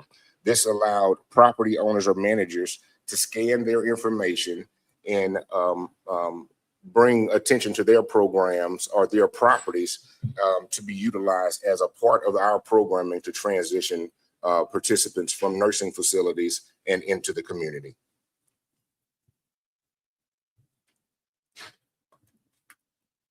Okay, reducing fraud, waste, abuse. We have a compliance and audit team that is a part of our agency. They work with our regional operations centers and our regional offices across the state. CAT recently updated, as outlined, they recently updated their process by which they conduct audits. There were, in last year in 2024, there were only 138 identified cases that were referred to program integrity. By increasing or changing the way we look at audits, and CAT began using certain high-risk indicators such as high volume of manual electronic visit verification entries or edits to select and schedule those compliance visits. By doing so, just in the last quarter of 2025, July through September, 154 referrals were made to program integrity. Those are currently being reviewed or investigated and have the potential to recover approximately $2.4 million. Next, we want to highlight our APS. Many of our citizens across the state have a tough time distinguishing between our two different programs, Adult Protective Services and Elderly Protective Services. Adult Protective Services does fall under the Office of Aging and Adult Services, whereas Elderly Protective Services falls under the Governor's Office of Elderly Affairs. Adult Protective Services, we recently implemented or completed a public awareness campaign. We wanted the general public to have an understanding of what abuse, neglect, and exploitation looks like. So by doing that, we, as a part of the public awareness campaign, we had billboards, some internet material, as well as some printed material to give the general public, again, an idea of what abuse, neglect, exploitation look like. Now we've moved on to the next phase, which is our law enforcement engagement program or plan. We're calling it LEAP, Law Enforcement Engagement Plan. Now we're moving on to having some meetings with local law enforcement, that's sheriff's offices, as well as local police departments, to make sure that they also understand what APS is charged with and what our work looks like in the community. This gives them an idea of what we do, how we do it, and it also helps our staff with a sense of confidence in going into certain areas, certain neighborhoods, certain homes. Staff have safety concerns. By through this law enforcement engagement, though, they are able to identify some law enforcement offices or sheriff's offices or police departments across the state, get a comfort level with making phone calls to those entities to maybe ask to be accompanied when they go out on these particular visits. So it did two things. It gave law enforcement, or gives law enforcement, an exact understanding of what we do, how we do it, and it gives our staff members that comfort level and being able to call on law enforcement to assist them in their day-to-day work. All right, we'll move to financial stewardship. The Office of Aging and Adult Services has a budget of $81.1 million. I want to point out that right now that does include Villa Feliciana Medical Center. In that $81.1 million budget, approximately 65% though of our budget is comprised of federal funding, either that funding that we receive directly from the feds or money that we receive through interagency transfers from Medicaid or the Office of Community Development. Key investments in 2025, that we did a contract with Maximus. We are federally required to administer a pre-admit and screening resident review. Prior to contracting with Maximus, that was all done manually. We worked with our partners, which are hospitals, nursing facilities, and that documentation and paperwork associated with the screening was all being done via fax, some being done via email. It created some chaos when it came down to being able to track what was being sent, when it was being sent. But by using the system that was developed through Maximus and contracting with Maximus, it was a key investment, even through the holiday season, even through emergency situations across the state. We're no strangers to emergency situations. So by having that electronic mechanism, we're able to do a better job of tracking and transitioning folks from nursing facilities into the community. I'm sorry, from hospitals into nursing facilities, or from nursing facilities to the community. As a part of our financial stewardship, I want to make mention that, we are committed to developing a long-term care system that provides choice, ensures quality, meets the needs of consumers and caregivers, and does so in a fiscally responsible manner. What HCBS Strategies, that contract, I want to touch base on that. HCBS Strategies is a vendor that we're utilizing. It's going to be key to working with us working with them, us partnering on revamping the way we look at that community choices wait list that I mentioned a moment ago. As a part of our financial stewardship, we want to make sure that we're providing services that are services provided by staff were deemed medically eligible as it relates to that last bullet point. Identified approximately 120 positions as eligible for federal match for salaries and benefits, resulting in state general fund savings of approximately $8.1 million in this fiscal year. So again, our staff working directly with participants, working with other stakeholders in the community, whether it be for transition services or direct care services, we were able to identify services again that were deemed medically Medicaid eligible. So we were able to claim those reimbursements. Also, I know I jumped ahead a bit, but I want to point out that not only is it financially responsible to look at the least restrictive setting, but again, as I touched on, it's very beneficial to the clients that we serve, because we feel like, well, evidence shows that outcomes are much better when we have participants or citizens who can receive their services in the least restrictive environment, such as they're in the community. So when we talk about long-term personal care services, we can do that at 27% of nursing facility costs. I'm not going to read all of them to you, but so on and so forth. When we look at community choices waiver, serves participant at 46%, adult day health care at 23%. All right, we're going to go to 2026 strategies, priorities. Again, dependence to independence. I touched a bit on the home and community-based strategies analysis, and we're contracting again with that vendor. We're going to, right now, the community choices waiver is a waiver program that's based on first come, first serve. We want to look at revamping. We're going to reprioritize the way that is done. We want to make sure that those with the highest need get the services that they need. So more acuity-based review or analysis in the way we prioritize that the community choices waiver. We want to decrease the number of people on the community choices wait list by doing so by 10%. We want to look at going from approximately 11,600 to about 10,000, approximately 10,000 in the next year. One concern that we have is that, of course, we have an aging population. So as you know, demand continues to outpace availability of those slots to move participants into. We want to continue to improve that collaboration that I mentioned a moment ago between our departments or sections within the agency, namely that permanent supportive housing and money follows the person. We want to continue to leverage efficiencies between those two programs in the vein of getting more individuals moved or transitioned from institutional settings to in-home or community-based settings. We want to increase that number of transitions by 5% during 2026. And then we are in the midst of, we've put out a request for information for that program of all-inclusive care of the elderly. We want to open a PACE center. Again, South Louisiana it has been the norm for where we had availability of the PACE program prior to Alexandria opening.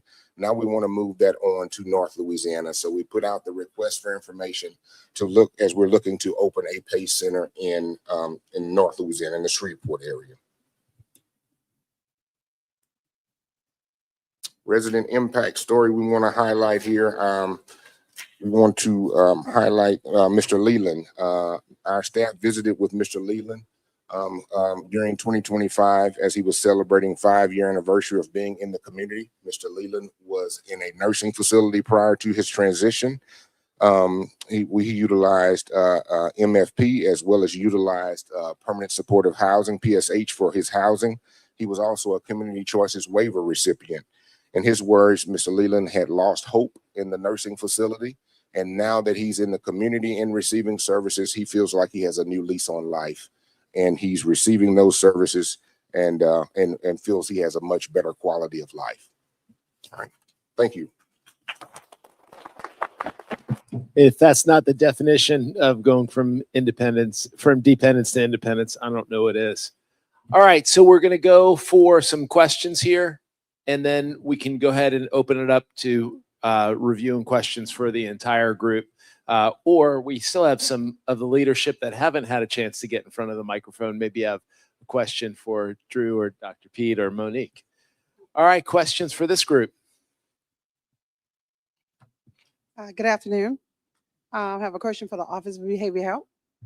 First of all, I just always want to say I've done a lot of work with Office of Behavior Health. The program stuff has always been awesome, and they respond very quickly. For your crisis program, we were looking to invest in putting a crisis stabilization in some of the other regions. But for us, as rural we go out, that financial model doesn't work for us. And then also, it's more about the encounters and the volume. So like the Bridge Center that you have here in Baton Rouge, of course, it's an urban area, they get it. But like if you go to Washington Parish, if you're in Bogalusa, Franklinton, that volume, but the cost is still the same, right? Because that requirement on the regulation side or what you have to have from the financial model, it just doesn't match. We also want to ask, would you consider as a policy or adding children's stabilization center for here, you know, your crisis model go to mobile, and then you go to the homes. But I really do believe that we can find data to support having a crisis stabilization in Region 2 or all the other regions.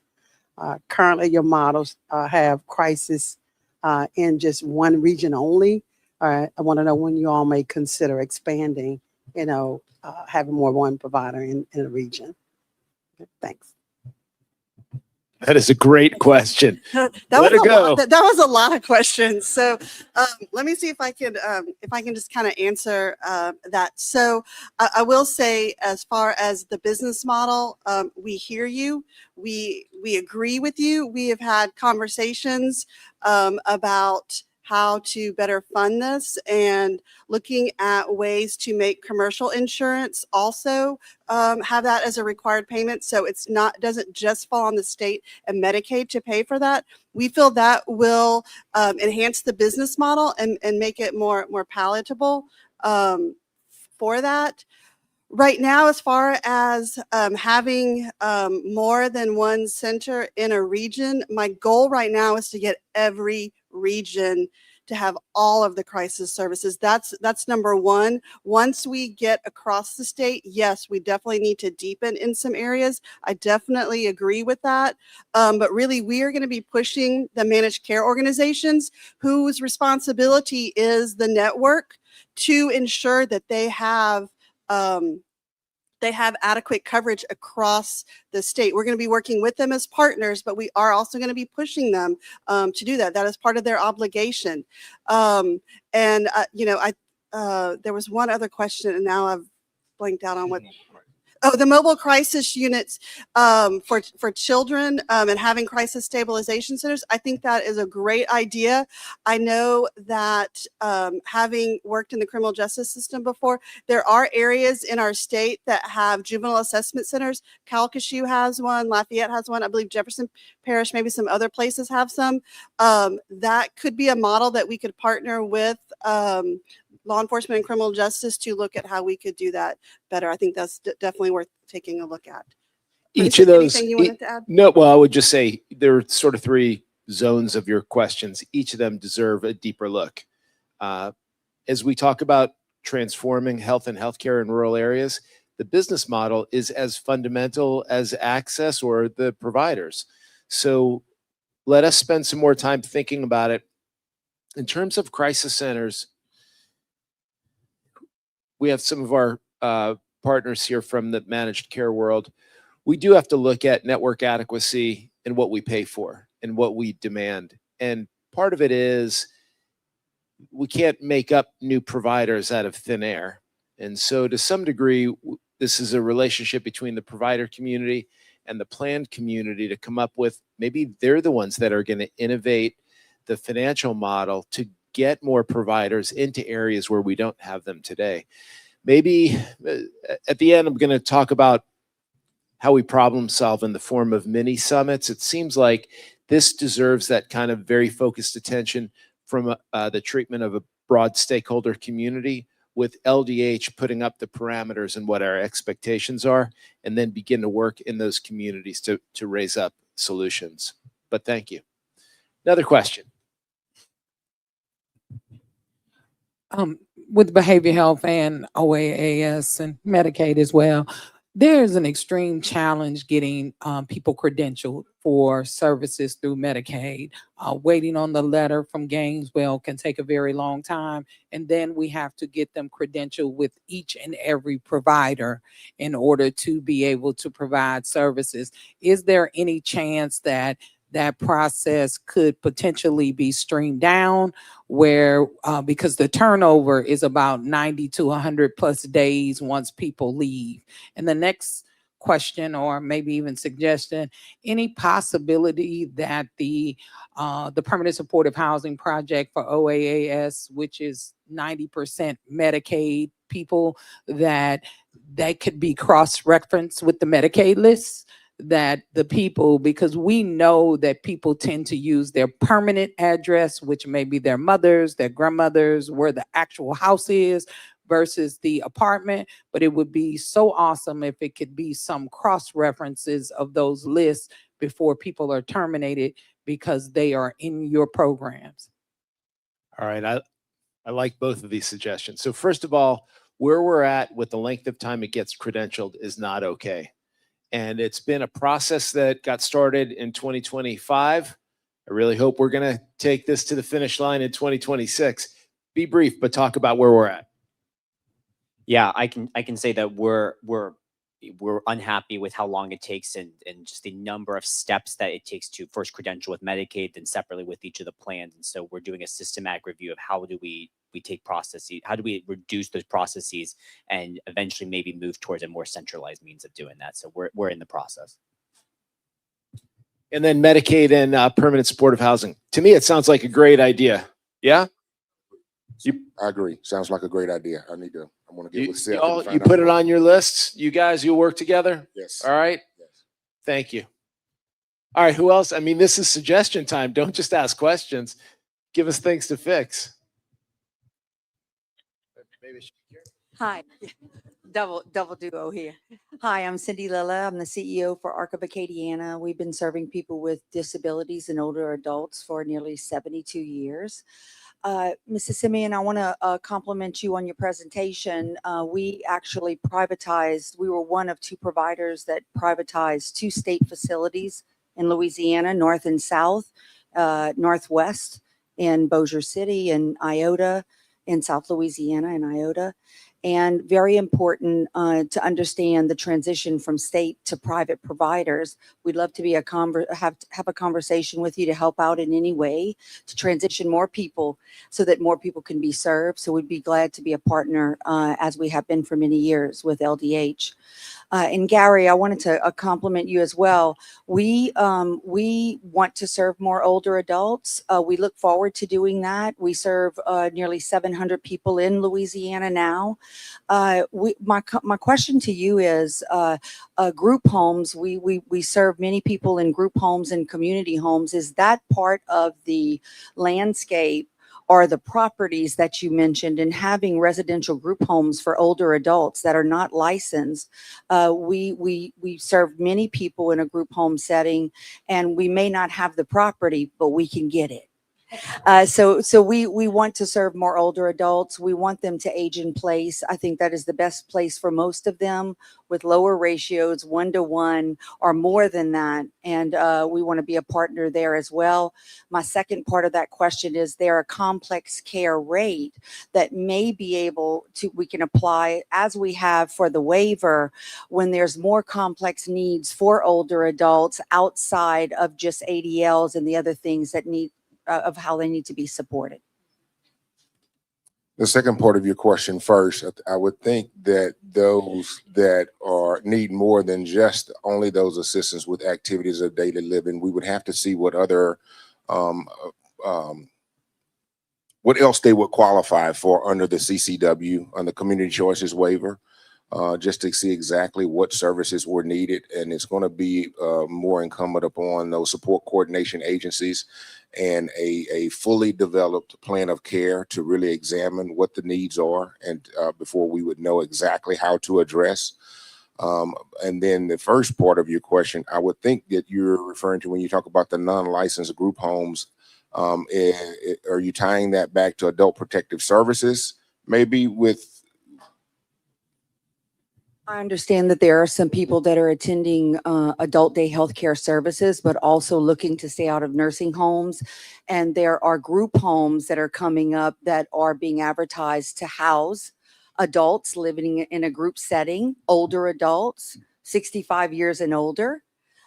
And I think it's a great idea. We see what happens in our ICFs when they're supported well and run well for people with developmental disabilities. I think that can transfer to older adults rather than being in nursing homes, having a 1 to 30 or so, 15 to 30 ratio of nurses and staff, when you could have a 1 to 6 or a 1 to 8 ratio in homes. And just wanted to know the funding still may level. qualify for adult day health care. Exactly. Yeah. So I'm just wondering about that. The conversation there, would love to be part of that conversation as well. Good idea. Hi, I'm Bridget Wilson. I'm also with the Arc of Acadiana. And just listening to the cohesiveness and one door in, I just want to say that providers in Louisiana touch recipients who are on Medicaid more frequently than support coordination. And so if you could enroll providers in getting the message out about SNAP, getting the message out about United Healthcare, because they call us, we have staff, we have family members. Let us help get that message out and include us in that messaging. I feel like we just now have LDH Deputy Society to help us with the messaging. That, I mean, it makes total sense, and I love where you're going with that. And any way that we could amplify our message is better, because we're all trying to accomplish the same things. I love that. And maybe where's Emma? I'm feeling like a new group that really amplifies all these sort of marketing messages, which are really around what we would think as patient or enrollee engagement. Because when I look forward to 2027, the problems that we're likely to have are going to be failure for the message to land on the right ears, failure for our mailers to land in the mailbox for where the person lives. Not that the policy is broken or the person no longer wants to be on Medicaid, but it's those failures in the chain of communications. And so if we could all band together, and we'll put out regular sort of bill of materials of information, and then you know how to take that message to your populations, your communities, we will just be stronger together. So I love the idea. Thank you. Flip the switch. Hi, my name is Katie Corkin. I'm the Executive Director for the Louisiana Rural Mental Health Alliance. And so I've got two questions. I only had one, but when she brought up credentialing, that pinged something in my brain. In 2018 regular session, Senator Luno brought Act 582, which required the state to create and implement a centralized verification organization to do credentialing. And so I know there was movement about that years ago, and it's had a roller coaster of a ride. I would like an update on that. And then I think my second question would be, as LDH looks ahead, can you share how lessons from prior years, quality outcomes, provider administrative burden, and network stability might inform future managed care design structure decisions? Hey, Katie, Drew Moranto, Undersecretary. I'll address the first part real quick. So you are correct that does exist. We inherited a situation where the department had tried to procure said solution twice. And as Bruce likes to say, we have a perfect track record in losing protests. So a solution was never achieved at that point in time. I was embarking with a group here to figure out what 3.0, I guess, would look like, knowing that we do have a persistent problem with this. Something that we've talked about, so I'm kind of doing two paths, if you bear with me. Exploring the traditional path, but also thinking about these are very expensive systems, and by the time you procure them and get them, they're old. You know, it's like buying a car 10 model years, before. It doesn't help you at all.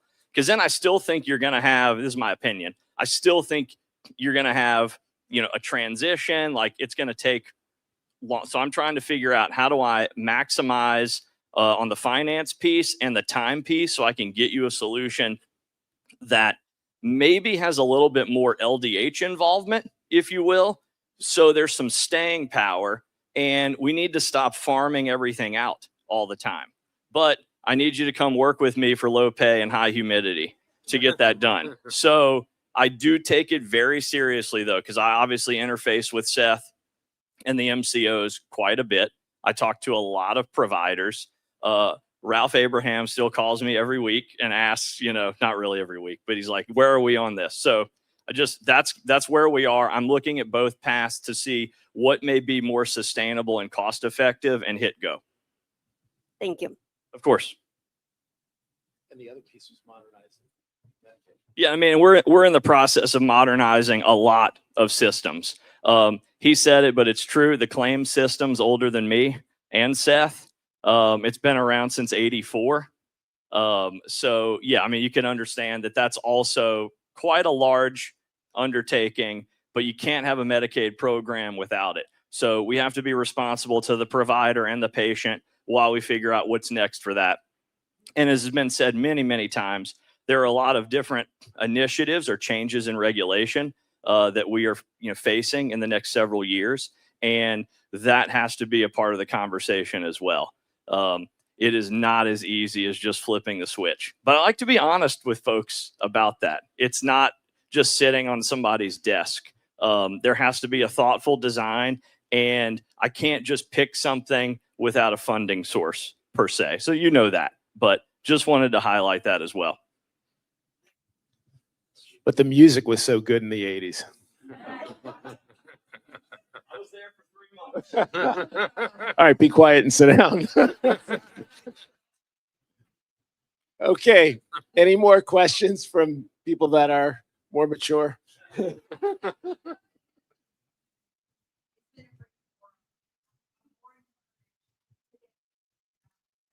Hold on, when you're saying nice things, we want to get it on.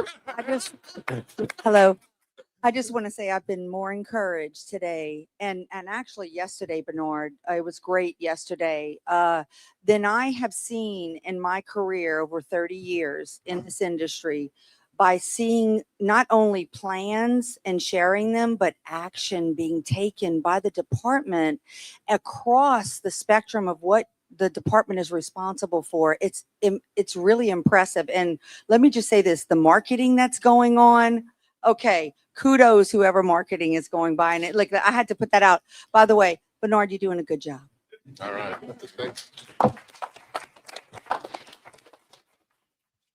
I mean, it really is impressive. If you guys want to stay up here, that's great. I'm just going to do a little bit of a wrap up for the night. All right, let's just do, first of all, especially, oh, guess not. Okay. Yeah. Especially when you heard from these four leaders, the responsibility could not be greater or more serious in what this department does. And when you hear from every single person up here today, the level of professionalism and acumen and dedication is just breathtaking. And it makes, your comments, they're energizing because everyone has put so much of their life and blood, sweat, and tears in trying to improve what we have today. And what we started with was not bad. If you think about the last several administrations, this department has resilience and has performed very well for a really long time. I'm so proud of it. I was here 15 years ago, here again. The hardest times were around budgets. When the budget is calling for reductions, when we're in deficit mode, everyone complains because we're reducing eligibility and provider rates. It makes it really difficult. But when we have a stable budget and we're building for sustainability, this is when it feels right because our investments are going to last for decades, not just for the next year or two. I also want to call to your attention, listen, this was the densest exposition of what LDH does that I've seen. And, some people were incredible orators. I would give, where's Albert? I give you the highest marks for just a motivating talk. You're a phenomenal speaker. And then on the other side, you've got me. It's just trying to get a lot of density in there. But I think a couple things that I saw that I was super impressed with that seemed like small victories, but were mammoth. Holly, 31% reduction in overdose. So, yeah, I mean, absolutely.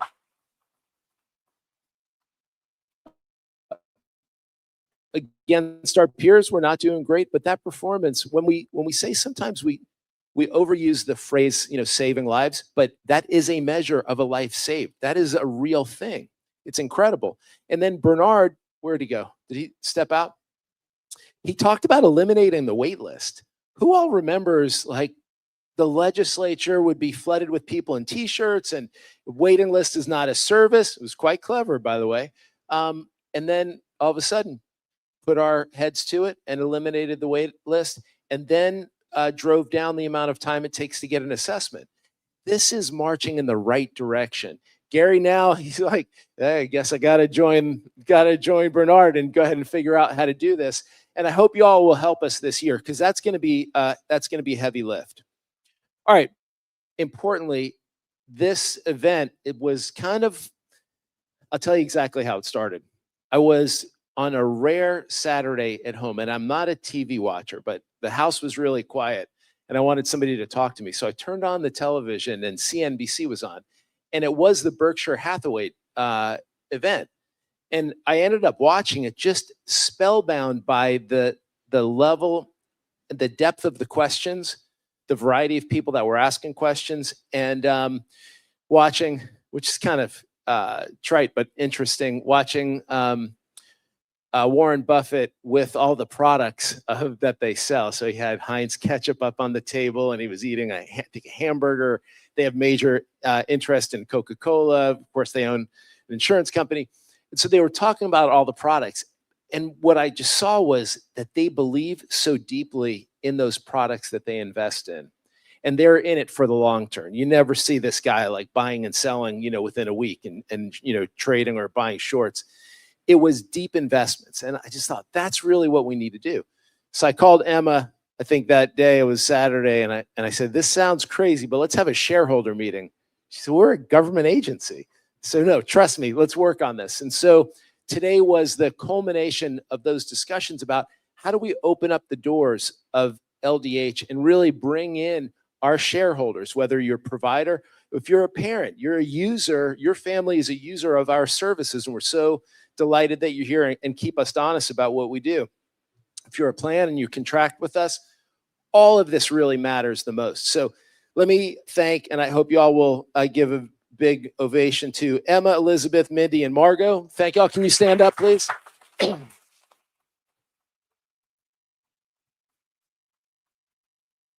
I know how much you like the attention, but obviously this couldn't be done without you. This was incredibly professionally put on. I hope this kind of paves the way for other events that we do, that we can have this level of engagement with the people that we serve or work with.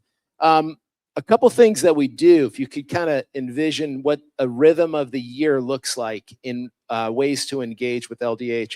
So the shareholder meeting, I would say probably will be in January of every year from now on. I think this is a good guide that this works. And next year, we'll kind of refine presentations to give a little bit less background, more on performance and more on the next year's strategy. For legislators and staff, we held this past year, the Legislative Academy. We had about over 100 members of the legislature and about the same number of their staff participate in a day. It was a lot like this, but it was for legislators. So we refined our presentations about what we have to do and what we need partnership on, and looked at budgets. And I think it was a great education opportunity. We're going to do another mini summit with them before the beginning of legislative session, sort of a catch up on where we're at and what we need to do together in the legislature. We had these issues that we wanted to solve, and this is where kind of crisis comes in, or reimagining credentialing could be. We did a mini summit on dual eligibles and the way that we contract the DSNP plans and overall our dual eligible strategy. People flew in from around the country, really helped us think through some very complicated matters, and the level of discussion exceeded what our expertise was internally and helped us really design some strategies. We did the same thing with the SNAP retailers. We had to get sort of catch up to where we want to be. We listened with our both ears and talked less to help design what our final go-to-market was going to look like. And you're seeing it play out to go live on February 18th. We held this huge, as I mentioned before, quality and value convention where we brought together hospitals, managed care plans, providers, and experts that have run value-based programs and quality management. And it was incredibly well attended.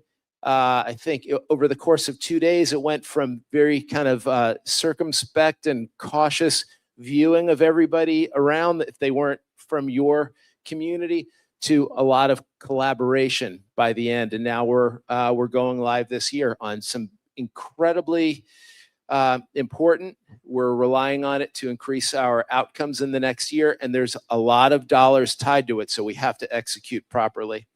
And we also have done about maybe a dozen, Drew, between town hall meetings for our employees and then what preceded and then shortly after the transition of SNAP, welcoming in 1,313 new family members to LDH. And I think that went off really, really well. What we've learned throughout the time is it's better and easier to be open, transparent, and collaborative than it is to scheme away in our office and have, whiteboard and don't show anyone, because we don't get it right all the time. And we are constantly being improved by the input from stakeholders from around the country or from around the state and from throughout the department as well, that often don't get a chance to interact maybe with their boss's boss or boss's boss's boss. And they're the ones that often have the best ideas. So I hope you will continue on this journey with us. We have a lot of work to do in 2026. Keep us accountable, and we'll be continuing to report back throughout the year. And we'll see you next time. Thanks for tuning in.